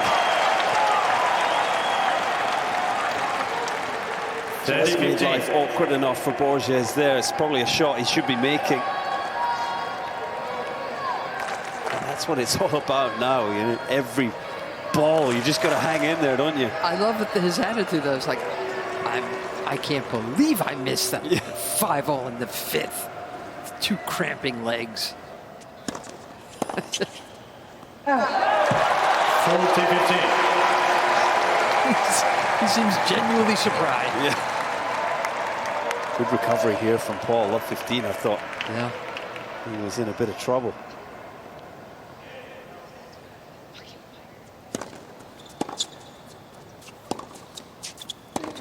Game ball.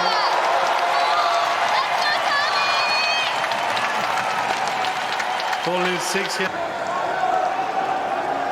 Thank you.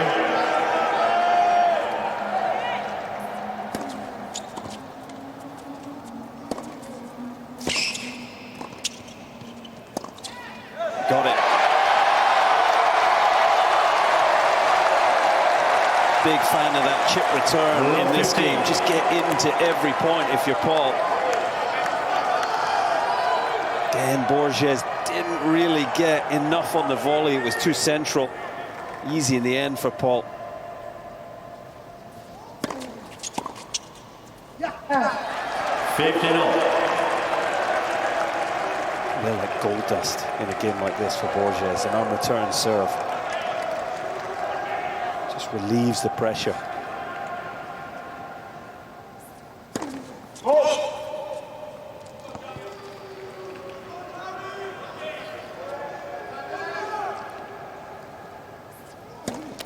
Legs, second service.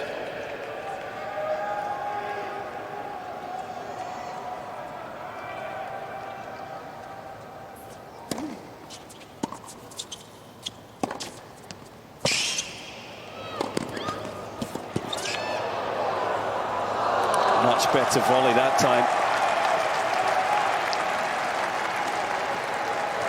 30-15.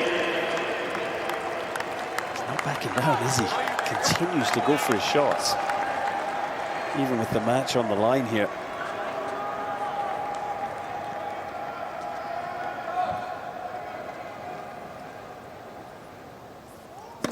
Ball.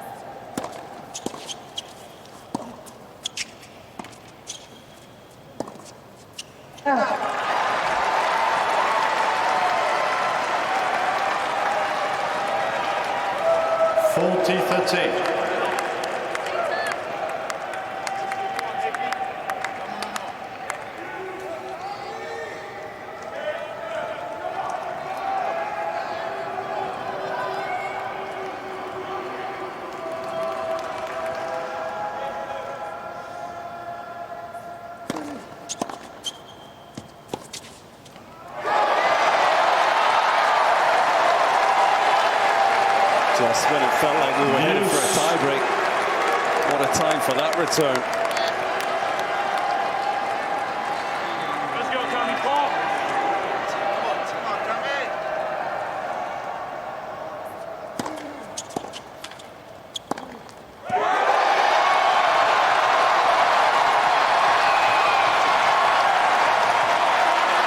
2 hours and 10 minutes since his last match point. Advantage, Paul.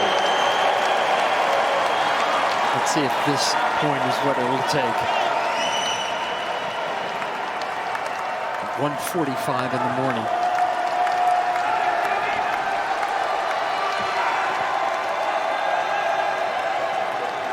Thank you. Players are ready, please.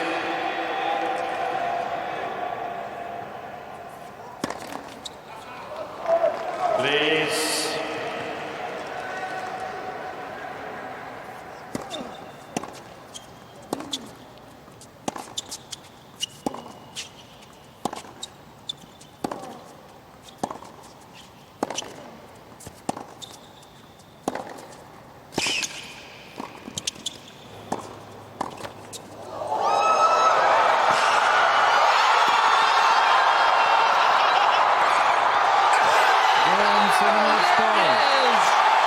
Sets it to 7-6, 6-8, 5-7, 5-7, 7-5. How hard did he have to work to get out of the second round? This should be some beautiful hug.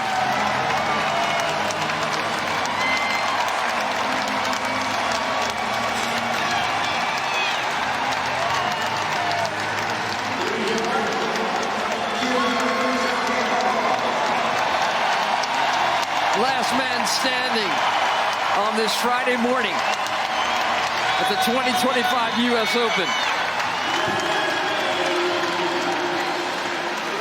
I'm not sure I've ever seen a match point like it. I know.